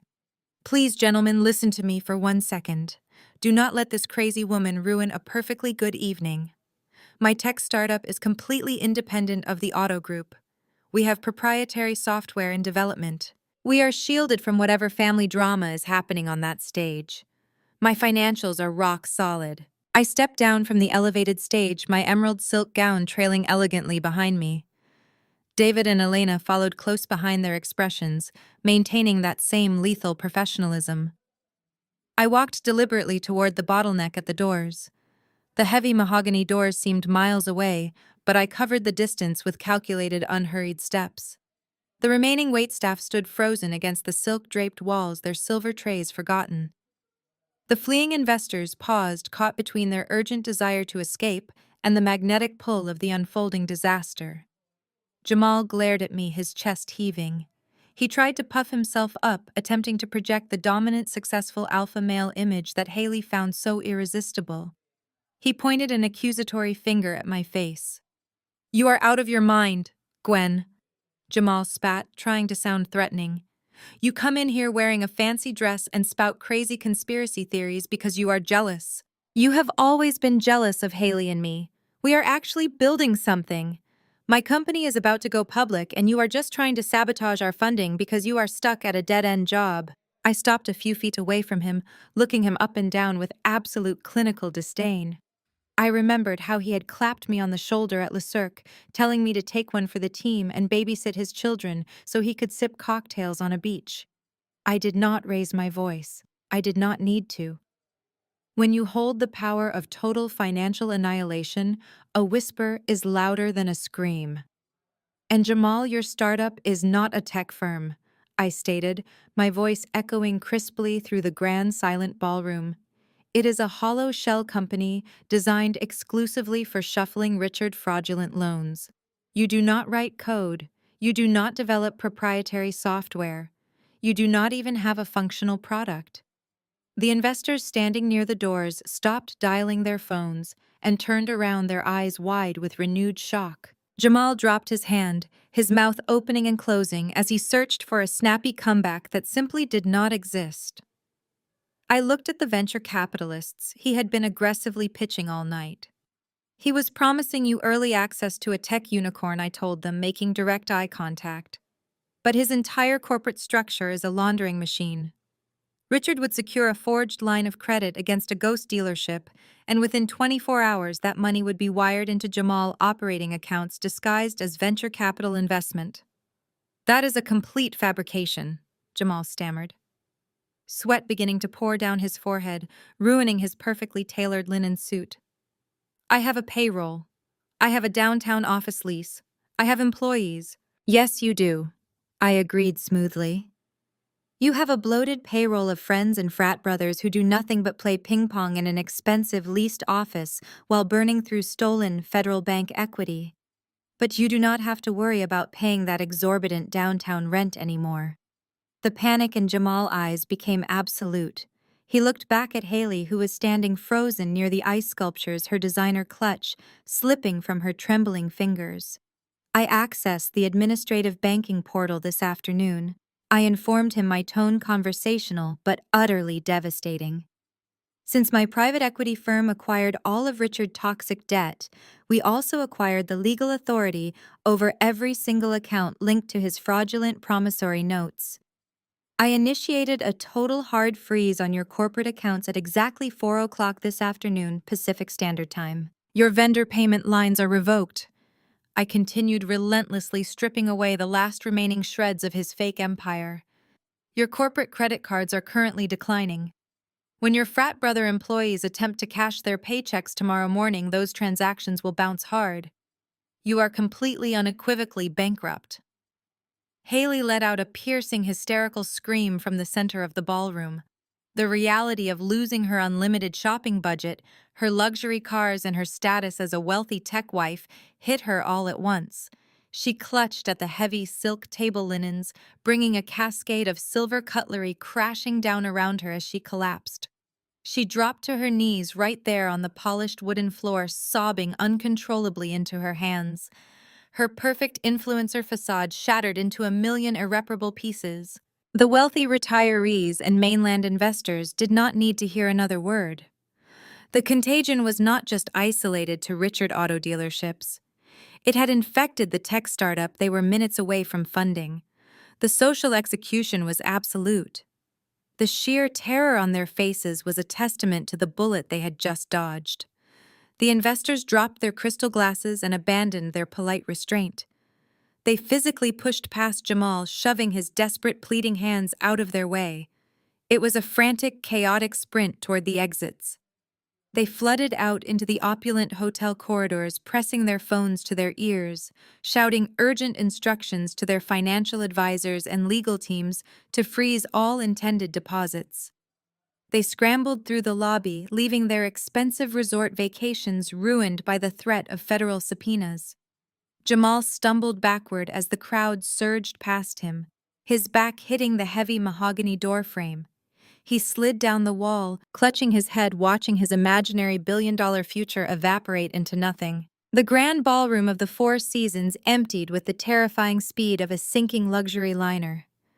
The heavy mahogany doors swung shut behind the last fleeing investor, sealing the room in a sudden, suffocating vacuum. The only sounds left were the rhythmic dripping of the melting ice sculptures and the muffled, pathetic sobs echoing from Haley, who was still crumpled on the floor near the abandoned bar. The extravagant buffet of beluga caviar and wagyu beef sat entirely untouched, a grotesque monument to a fraudulent empire that had just died on global display. My family was finally alone. There was no audience left to perform for. There were no wealthy marks left to swindle.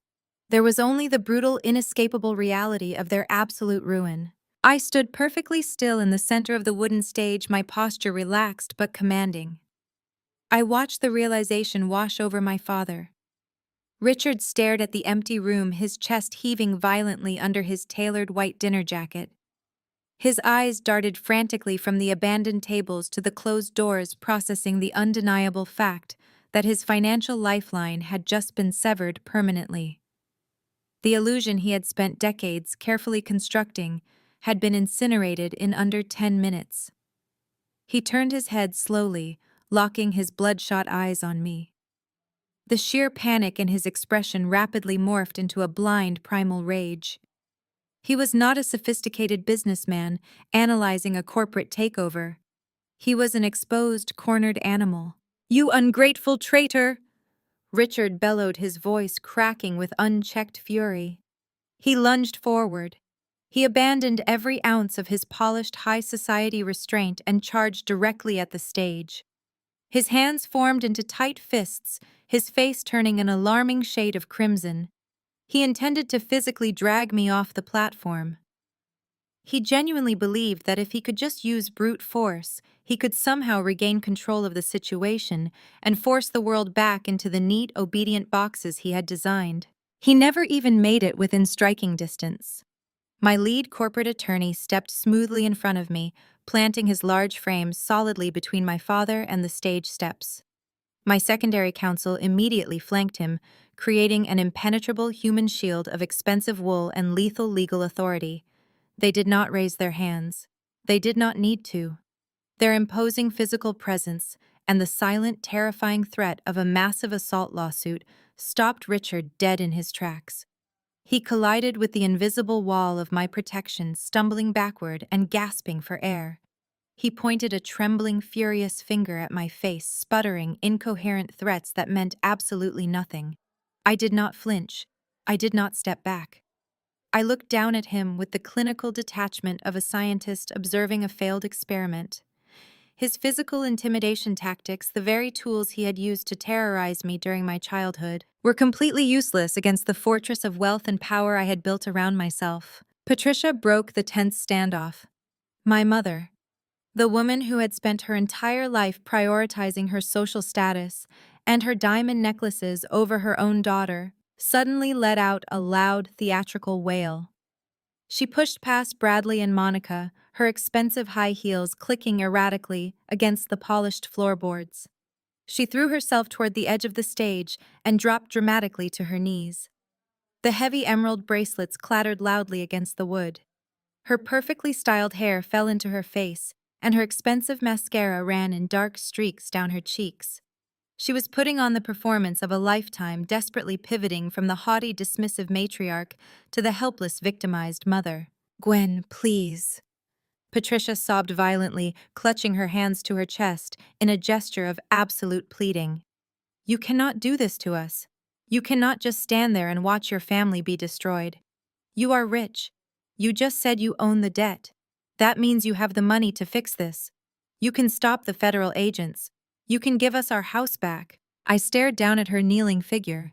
It was a staggering display of cognitive dissonance.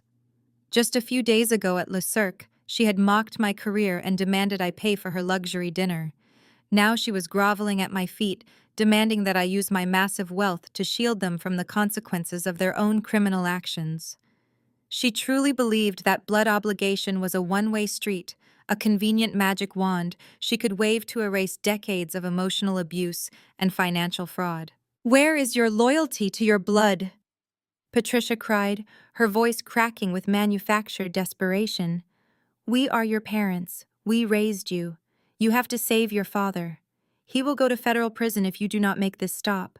You owe us your loyalty." The sheer audacity of her demand hung heavily in the quiet ballroom. I looked at Haley still weeping on the floor. I looked at Jamal paralyzed against the doorframe.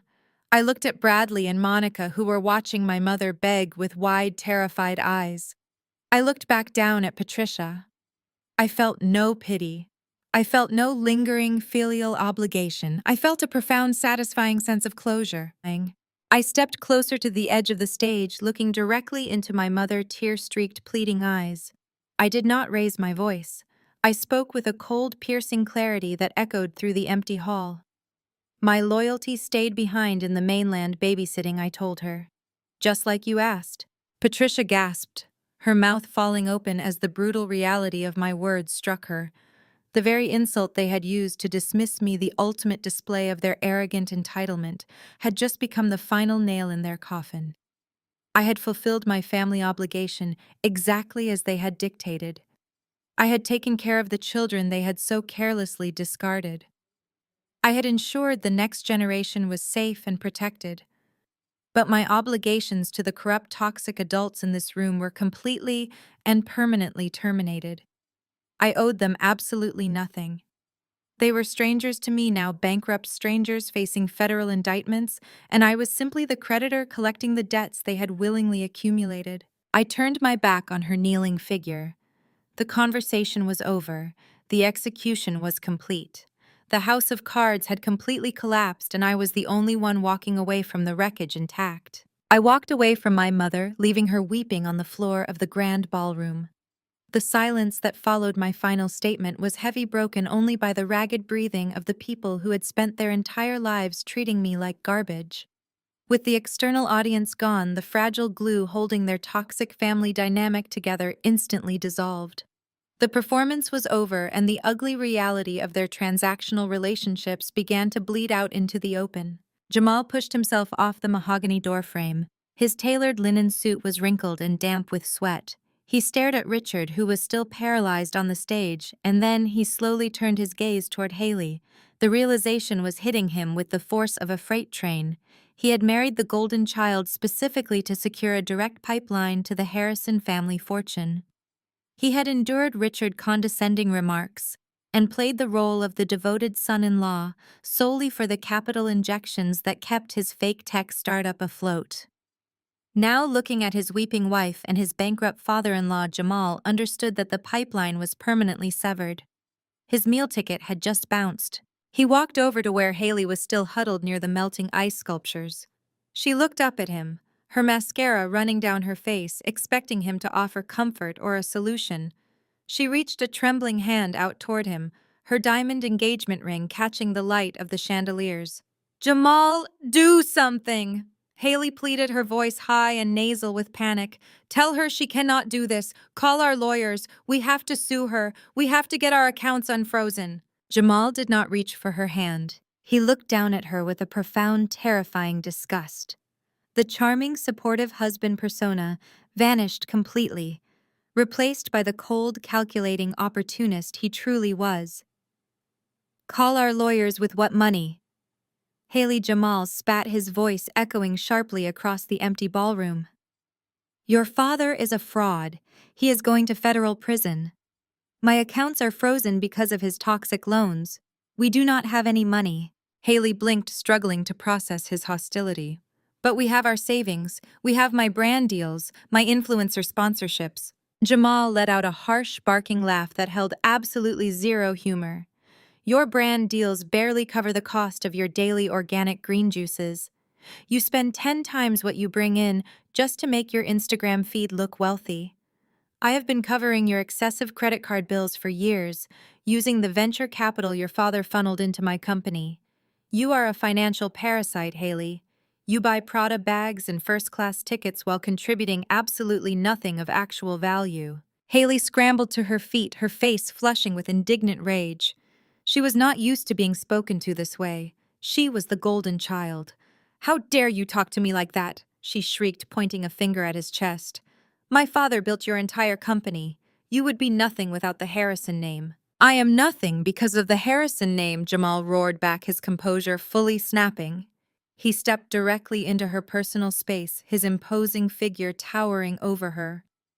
"You and your entire family are a massive liability. I am looking at federal conspiracy charges because your father used my startup to launder his stolen bank equity. I am not going down with this sinking ship.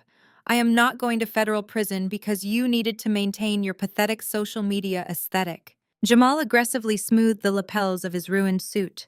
He looked at Haley as if she were a piece of trash he had just scraped off his shoe. "I am done with you," Jamal yelled, his voice slicing through the heavy air of the ballroom. "You are broke. You have nothing left to offer me. I am calling my attorney the second I get a signal.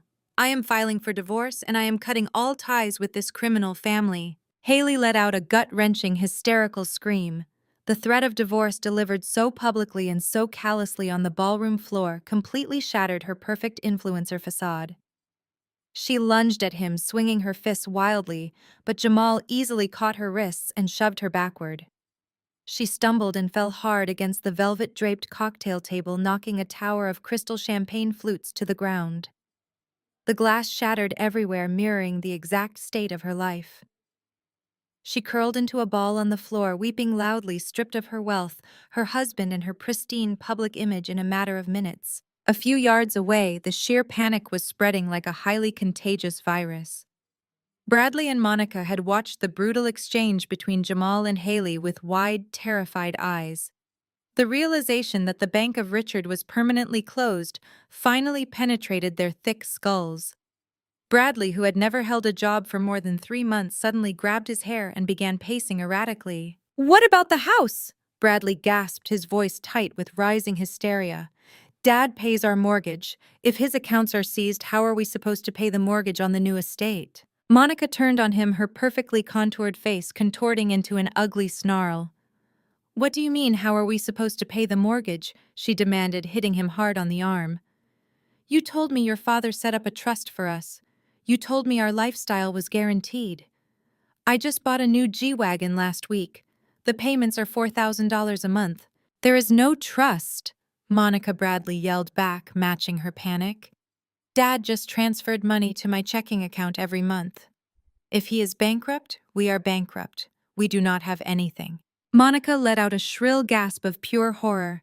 She looked at Bradley with the same calculating disgust that Jamal had just directed at Haley.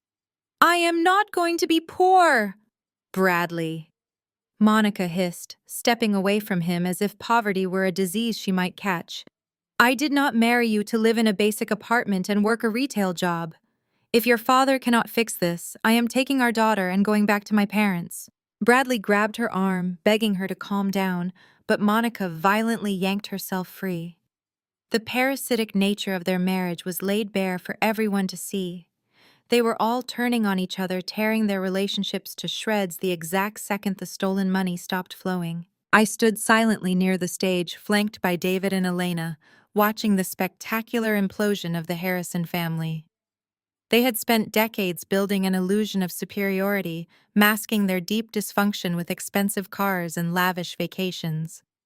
But beneath the designer clothes and the perfect social media posts, there was absolutely no loyalty, no love, and no genuine connection.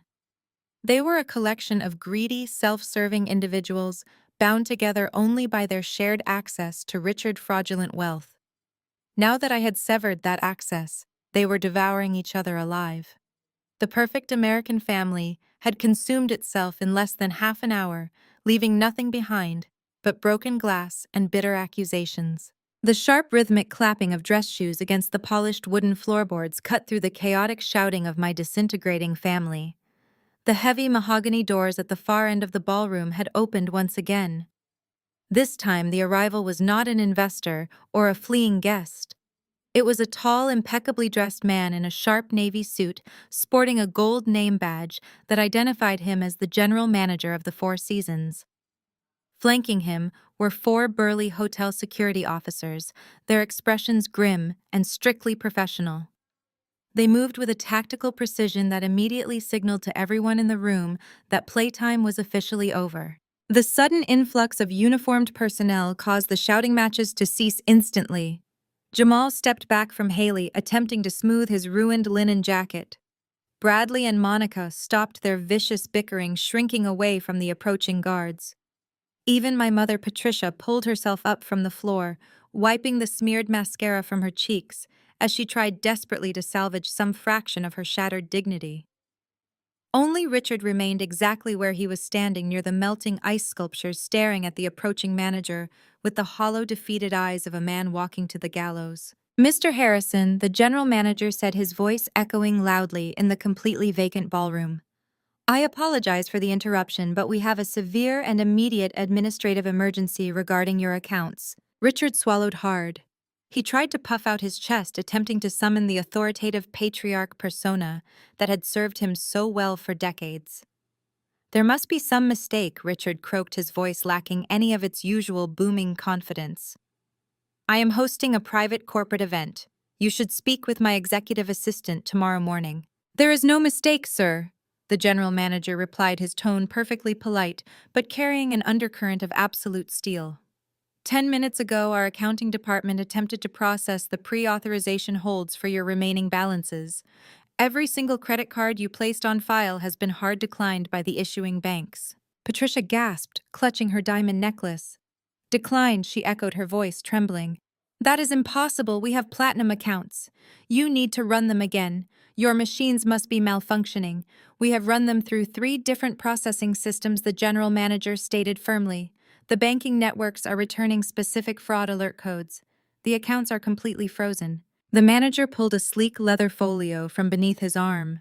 He withdrew a detailed invoice printed on thick, expensive hotel stationery and held it out toward Richard, making no effort to soften the blow. The outstanding balance for this evening event, including the grand ballroom rental, the premium catering, the string quartet, and the open bar, currently stands at $32,000, the general manager announced. When we add the accumulated charges for the 3 luxury penthouse suites your family is occupying, along with room service and spa treatments billed earlier today, the total immediate balance due is exactly $50,000. The number hit the family like a physical strike. $50,000. It was a sum they used to drop on weekend shopping sprees without a second thought. Now they did not have $50 to their names. "I need a new payment method immediately," the general manager demanded, stepping closer to Richard. The security guards shifted their weight, subtly closing the perimeter around my family. "If you cannot provide a valid functioning form of payment for these services right now, I will have no choice but to contact the local authorities. Defrauding an innkeeper is a serious felony offense in the state of Hawaii. We will press charges and you will be escorted from this property by the police." The threat of immediate arrest finally shattered the last remaining illusions of safety. Richard swayed on his feet, looking around wildly for an escape route that simply did not exist. He patted the pockets of his white dinner jacket, a futile, pathetic gesture, as if a rogue black card might magically appear from the silk lining. Jamal backed away, physically distancing himself from Richard. Bradley looked like he was about to vomit directly onto the polished floorboards. Patricia spun around. Her eyes darted wildly before locking onto me. I was standing quietly near the edge of the stage, flanked by David and Elena, watching the execution unfold with perfect icy detachment. I was their only lifeline. "Gwen!" Patricia shrieked, her voice cracking with pure panic. She sprinted across the ballroom, her high heels clicking frantically. She stopped a few feet away from my legal team, throwing her hands out toward me in a gesture of desperate begging. "Gwen, you have to pay this. You have to give him your card right now." I looked down at her. I did not move. I did not reach into my designer tote bag. I simply stared at the woman who had spent my entire life telling me I was a useless disappointment. "You just said you own the bank debt," Patricia pleaded, tears streaming down her face. "You just told everyone you are a billionaire CEO. $50,000 is nothing to you. Give the manager your card. They are going to arrest your father. They are going to throw us in jail." I tilted my head, studying her frantic face. "It is pocket change," I agreed smoothly, my voice calm. "I could pay that bill 1,000 times over and not even notice the deduction from my bank account." "Then do it!" Patricia screamed, stomping her foot like a petulant toddler. "Pay the man. We are your family. You owe us." I took a deliberate step forward. David and Elena parted slightly. I looked directly into her terrified eyes. "I owe you absolutely nothing," I stated, my voice dropping to a low, lethal whisper. "Let us recall the events of our anniversary dinner at Cirque. You demanded that I pay a nearly $5,000 dinner bill as punishment for not joining you on this fraudulent vacation. You told me I needed to pull my weight." Patricia shook her head violently. "That was different. We did not know you actually had money." "You did not know," I corrected her sharply, "because you never cared to ask. You demanded I pay for your expensive steak dinner, and I did. But I am not paying for your tropical felony. You told me to stay behind. My loyalty stayed on the mainland. Enjoy the consequences." The silence following my declaration was absolute. Patricia stared at me, her mouth working wordlessly as the last spark of her entitled hope was extinguished. The general manager cleared his throat, breaking the heavy tension. He stepped slightly forward, his eyes shifting between my mother, weeping form, and my father, defeated posture. "Sir," the general manager addressed Richard again, his patience entirely exhausted. "This is your final warning. If a valid payment method is not produced immediately, my security team will escort you to the holding office while we await the local authorities." Richard looked at me. His eyes were completely hollow. He did not ask again. He knew it was useless. But Haley, who had dragged herself up from the floor, pushed past Jamal and stumbled toward the stage. Her mascara-stained face was twisted in a mix of fury and desperate denial. "You cannot just leave us stranded here," Haley screamed, her voice cracking. "We are in the middle of the Pacific Ocean. We do not have our return flights booked until next week. How are we supposed to get home? How are we supposed to eat?" I slowly opened my sleek black leather clutch. The sharp snap of the metal clasp echoed loudly in the quiet room. My family held their collective breath. For a fraction of a second, I saw a pathetic glimmer of hope flash across their faces. They actually believed that the sight of their tears had broken my resolve. They thought I was reaching for my checkbook to bail them out, just like my father had always bailed Haley out of her self-inflicted disasters. I reached inside and withdrew my solid metal corporate card. It caught the light of the chandeliers, heavy and black. Patricia let out a shaky sigh of relief, reaching a hand out as if to take it from me. I ignored her completely. I bypassed my family entirely and held the card out to the general manager. He accepted it with a crisp, professional nod. "You can run this card right now," I told the manager, my voice ringing with total authority. "However, I need to make one thing explicitly clear. You are to charge my personal suite only. I am staying in the Orchid Villa under my corporate account. I am not affiliated with their party in any way, shape, or form. I assume zero financial responsibility for the grand ballroom, the catering, or the 3 penthouses they are currently occupying." The brief spark of hope in my mother's eyes died instantly. It was replaced by a look of sheer, unadulterated terror. The general manager inspected the card, recognized the elite tier of the account, and nodded respectfully to me. "Understood, ma'am," the manager said. "We will separate your villa from this invoice immediately. Thank you for your business." He turned his attention back to Richard, his demeanor instantly turning to ice. "Well, Mr. Harrison, it seems your guest has clarified her standing. We are out of time." "You are a monster!" Bradley shouted from the back of the room, pointing a shaking finger at me. Monica was sobbing loudly onto his shoulder, realizing her lavish lifestyle was entirely over. "You are doing this on purpose to torture us. Where are we supposed to go tonight? The hotel is going to kick us out. We do not have any money for another room." I turned my gaze to my brother, scanning the pathetic group they made. "You are finally grasping the reality of your situation," I stated calmly. "Let us take a precise inventory of exactly where you stand right now. Your credit cards are frozen by federal mandate. Your bank accounts are locked. The luxury suites upstairs are no longer yours, which means hotel security will be escorting you upstairs to pack your bags under strict supervision to ensure you do not steal the bathrobes. You have no cash. You have no return flights because the fraudulent cards used to book those tickets have been flagged and canceled." Haley clutched her head, letting out a high-pitched wail. "We are trapped on an island." "You are stranded on a very expensive island," I corrected her smoothly.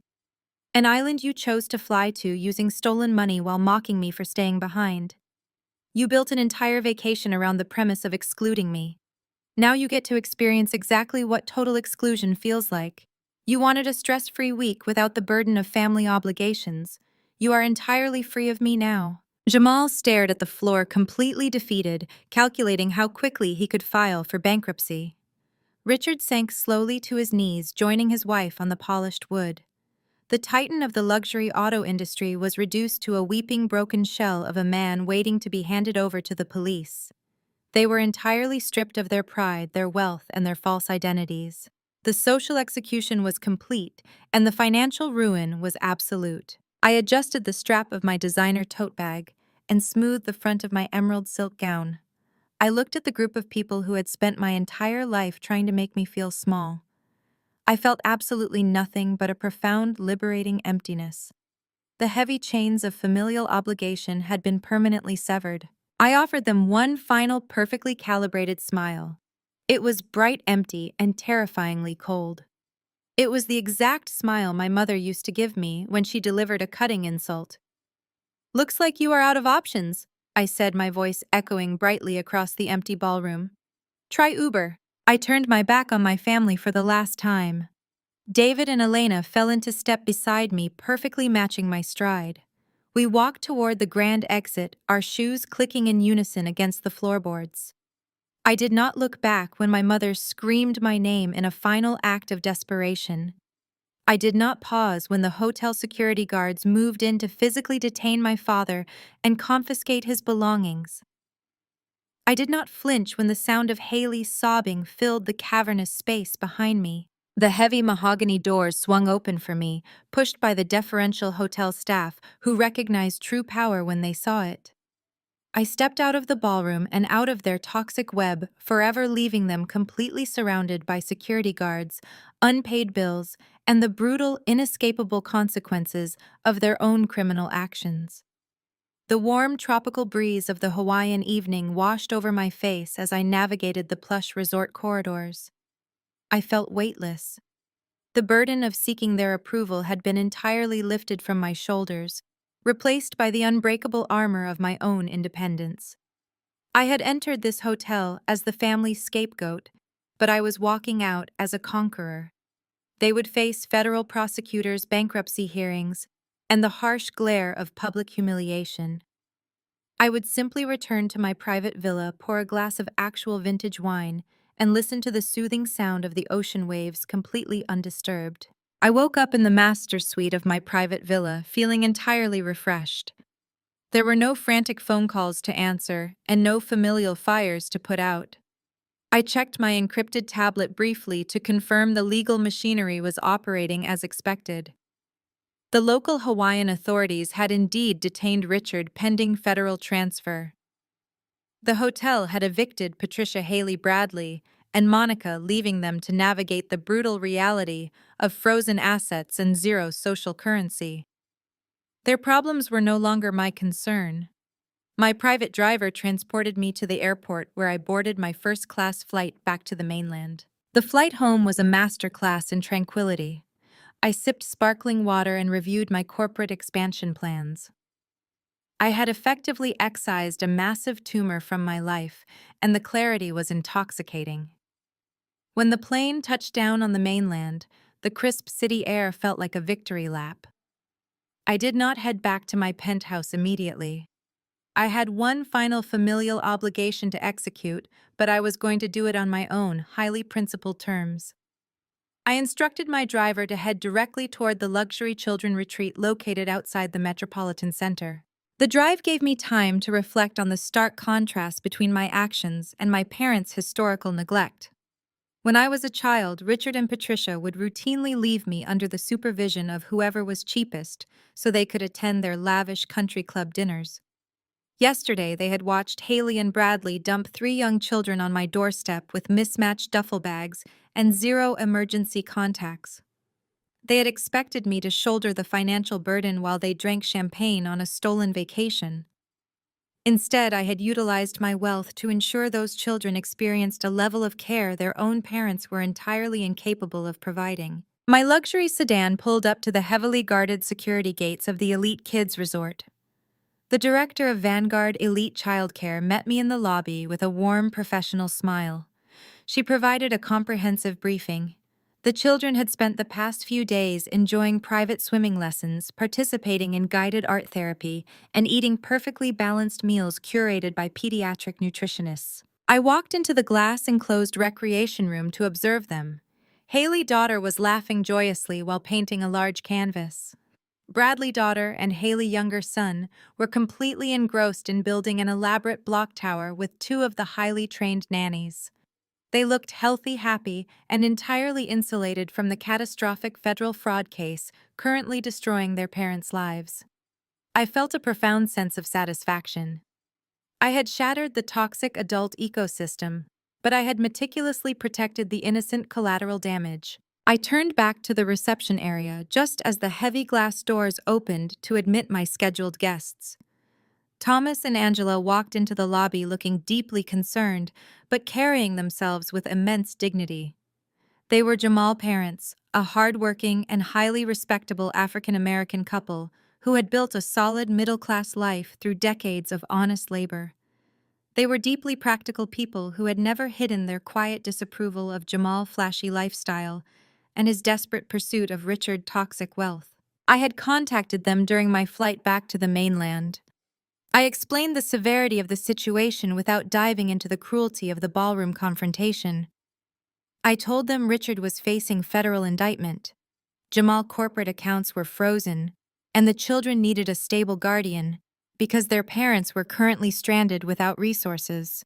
Thomas and Angela had immediately agreed to take custody of their grandchildren and Bradley daughter. Gwen, Angela said, rushing forward to take my hands in hers. Thank you so much for calling us. We have been watching the news alerts all morning. Jamal is not answering his phone.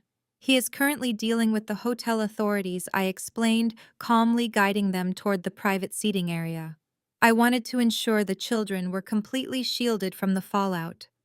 They have been here since Monday morning receiving round-the-clock care. They have no idea what is happening. Thomas shook his head, his strong jaw set in a tight line of disappointment. We warned Jamal about getting wrapped up in Richard fast money schemes. We told him to build a real business, but he wanted the shortcuts. Now he has lost everything. Thomas looked at me with deep, genuine gratitude. You protected them when their own parents abandoned them. It was the right thing to do, I said smoothly. The young children are entirely innocent.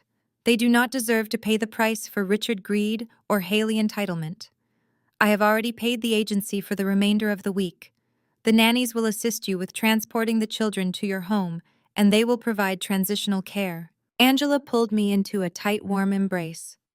You are a truly good person, Gwen. You always were the smartest and most grounded one in that entire family.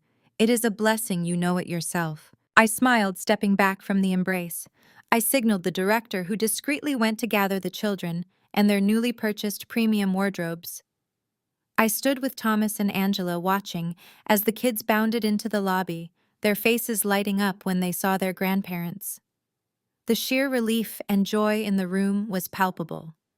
I had orchestrated the absolute ruin of my toxic family, but I had simultaneously orchestrated the safe, secure rescue of the next generation. I watched the nannies help Thomas and Angela load the children into their reliable, sturdy vehicles. I waved goodbye from the steps of the resort, knowing I had handled my familial obligations with flawless integrity. The rescue was complete. Does this outcome change how you see the situation? Fast forward exactly 3 months. The federal legal machinery I had set into motion ground my father and his fraudulent empire into fine dust with breathtaking, ruthless efficiency. Armed with the pristine, irrefutable financial records my cybersecurity firm had provided, the federal prosecutors did not even need to offer a plea agreement. The evidence of systemic wire fraud and forged loan applications was absolute. Richard stood in a sterile federal courtroom, permanently stripped of his custom-tailored white dinner jackets and expensive silk ties. He wore a standard-issue oversized orange jumpsuit that made him look small, fragile, and utterly pathetic. The presiding judge was entirely merciless during the sentencing hearing. The judge detailed the predatory loan practices the shell companies and the staggering arrogance of stealing millions of dollars from federal institutions to fund a lavish fake lifestyle. When the heavy wooden gavel finally fell, Richard was sentenced to 15 years in a federal penitentiary without the possibility of early parole. He turned around in his chains, desperately scanning the courtroom gallery for a friendly face, a wealthy business ally, or a sympathetic family member to offer comfort. The gallery seats were completely empty. I did not bother to attend the sentencing. I simply read the official press release from the Department of Justice while sipping a perfectly pulled espresso in my sunlit penthouse, feeling completely vindicated. The financial ripple effect of my father's criminal conviction decimated the rest of the family instantly. With Richard's assets entirely seized by my holding company and the federal government to pay off massive fines, Patricia found herself violently ejected from high society. The elite country club revoked her membership the very morning the news broke. Her wealthy bridge club friends immediately blocked her phone number, terrified of being associated with a convicted felon. The heavy diamond necklaces and emerald bracelets she loved to flaunt were confiscated to cover the fraudulent mortgages she had willingly signed. With zero personal income and absolutely no marketable skills, My mother was forced to vacate the seized mansion and move into a cheap, dimly lit one-bedroom motel on the noisy outskirts of the city. The room permanently smelled of stale cigarette smoke and industrial bleach. The woman who once demanded I pay a nearly $5,000 dinner bill was now clipping paper coupons just to afford canned soup.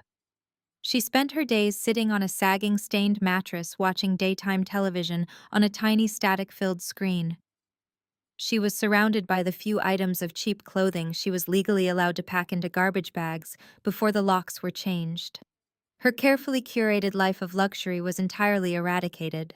The fallout for my sister was equally spectacular and deeply satisfying to observe from a distance. Jamal made good on the vicious threat he delivered in the Hawaiian ballroom. He filed for a ruthless, expedited divorce the very next morning, ensuring he legally detached himself from the Harrison name before the federal indictments hit the mainstream news cycle. He threw Haley out with absolutely nothing. Haley was left completely alone to face the mountains of high-interest credit card debt she had accumulated to maintain her fake influencer lifestyle. With her accounts permanently frozen and her credit score obliterated, Haley had to face the brutal, unforgiving reality of the working class. The golden child who used to mock my corporate job and call me a loser was now working behind a glass counter at a mid-tier suburban shopping mall. She wore a scratchy polyester uniform and spent her days spraying cheap perfume samples for passing teenagers. Since her luxury cars were repossessed, she had to take the public city bus to work every single morning. The ultimate humiliation occurred daily when her former wealthy friends walked past her retail kiosk, whispering and pointing at the fallen socialite. Her former social media followers quickly abandoned her feed, and the luxury cosmetic brands she used to proudly tag in her posts issued public statements aggressively distancing themselves from her fraudulent aesthetic. Bradley and his fiercely entitled wife Monica did not fare any better in the real world. The monthly illegal wire transfers from Richard suddenly stopped, leaving them drowning in their own excessive, impulsive lifestyle choices. The bank arrived with a tow truck and repossessed Monica's pristine luxury SUV right out of their driveway in broad daylight, while their neighbors watched in amusement. Unable to pay their massive mortgage, they were evicted and were currently bouncing between the couches of increasingly annoyed friends. They spent their days aggressively dodging debt collectors who called them at all hours of the night. Bradley finally had to apply for entry-level retail jobs, a concept that completely shattered his fragile, unearned ego. They argued constantly, their toxic marriage rapidly buckling under the heavy, terrifying weight of actual poverty. With their luxurious lives completely destroyed and their arrogance finally evaporated, their sheer, humiliating desperation took over. They turned their attention to the only person who had survived the collapse: me. My blocked call logs were overflowing with their pathetic attempts to make contact. My secondary email inbox was flooded with increasingly frantic begging messages. Patricia left lengthy weeping voicemails complaining that she had no hot water, begging me to remember the good times from my childhood and pleading for a small cash loan just to get her out of the depressing motel. Haley sent long, rambling emails apologizing for the Hawaii incident, swearing she had completely changed her perspective on life, and asking if I could just pay her rent for one single month so she would not be homeless. Bradley texted me incessantly from prepaid burner phones, demanding that I act like a real sister and wire him cash to keep the repo men away from his last remaining assets. They completely abandoned their pride. They begged, they pleaded, they promised they would be a real loving family if I just opened my checkbook and saved them from the consequences of their own actions. I sat at my multi-monitor workstation, reading their desperate messages as they rolled in. I felt absolutely nothing but a cold, clinical detachment. I did not type a single reply. Instead, I selected all of their frantic voicemails, their pathetic text messages, and their rambling emails. I packaged them into a single, highly encrypted digital folder and forwarded the entire batch directly to my legal department. I picked up my phone and called David, my lead corporate attorney. I gave him one simple, uncompromising directive: I wanted an impenetrable legal wall built around my existence, and I wanted it done before the sun set. David executed my orders with the ruthless efficiency I paid him for. Within 48 hours, heavily armed process servers were dispatched across the city to deliver strict, legally binding cease and desist orders to the surviving members of my family. The deliveries were deliberately designed to be as public and humiliating as possible. Patricia was served her legal papers right in the lobby of her cheap, smoke-stained motel, forcing her to sign the acknowledgement in front of the transient guests she so deeply despised. Haley received her thick legal envelope while she was standing behind the perfume counter at the suburban mall, right in the middle of a busy shift, causing her retail manager to publicly scold her for the disruption. Bradley and Monica were tracked down to a crowded coffee shop where they were aggressively begging a former friend for a loan. They were handed their cease and desist orders right in front of their horrified audience. The legal documents were not polite requests. They were brutal, ironclad mandates.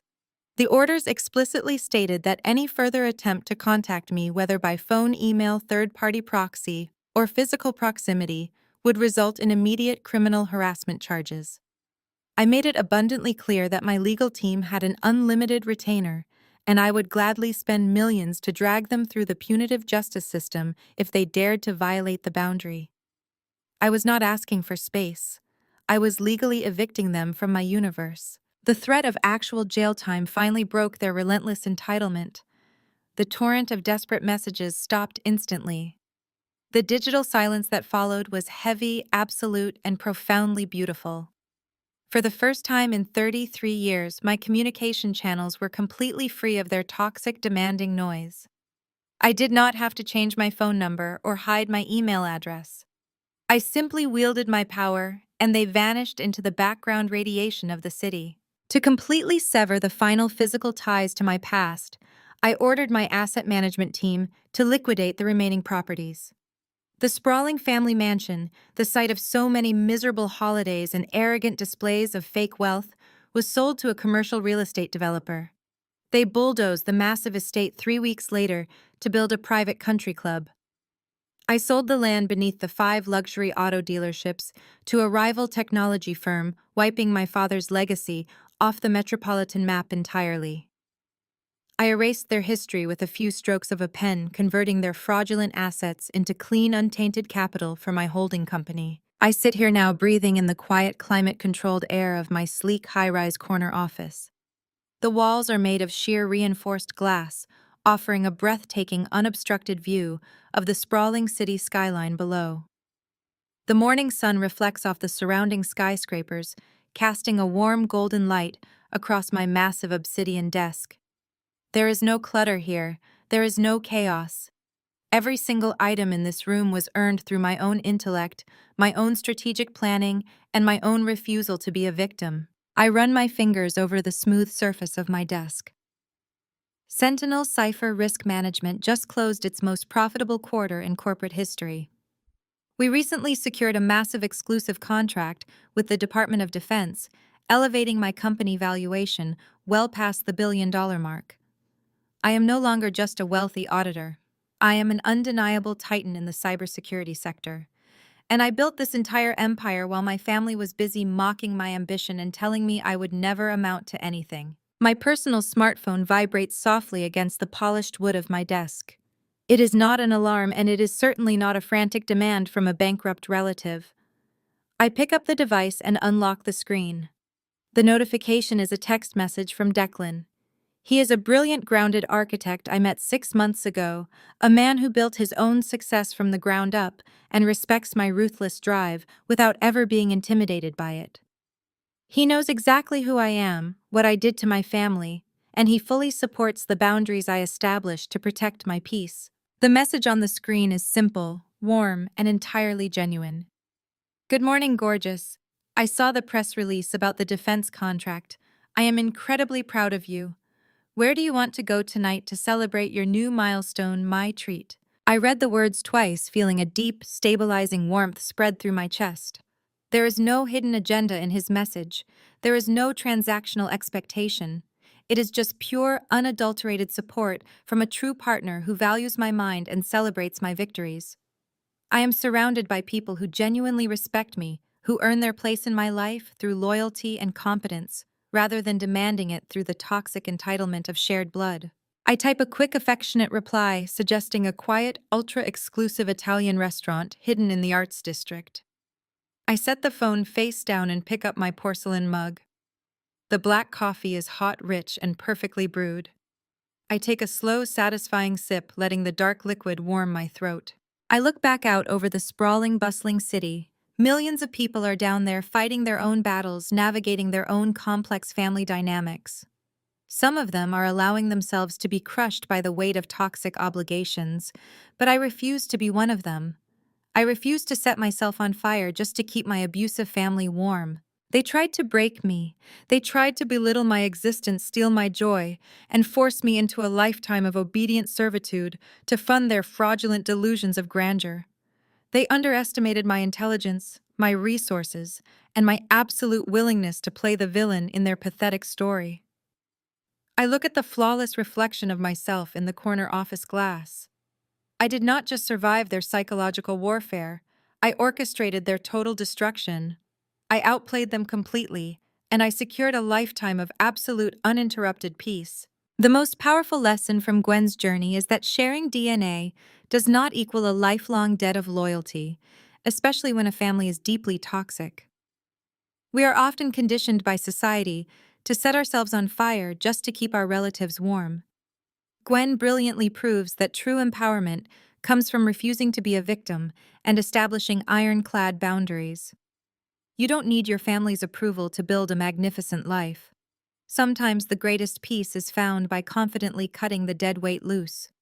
Reclaim your power and start building your own chosen family today. Share your own boundary-setting experiences in the comments below.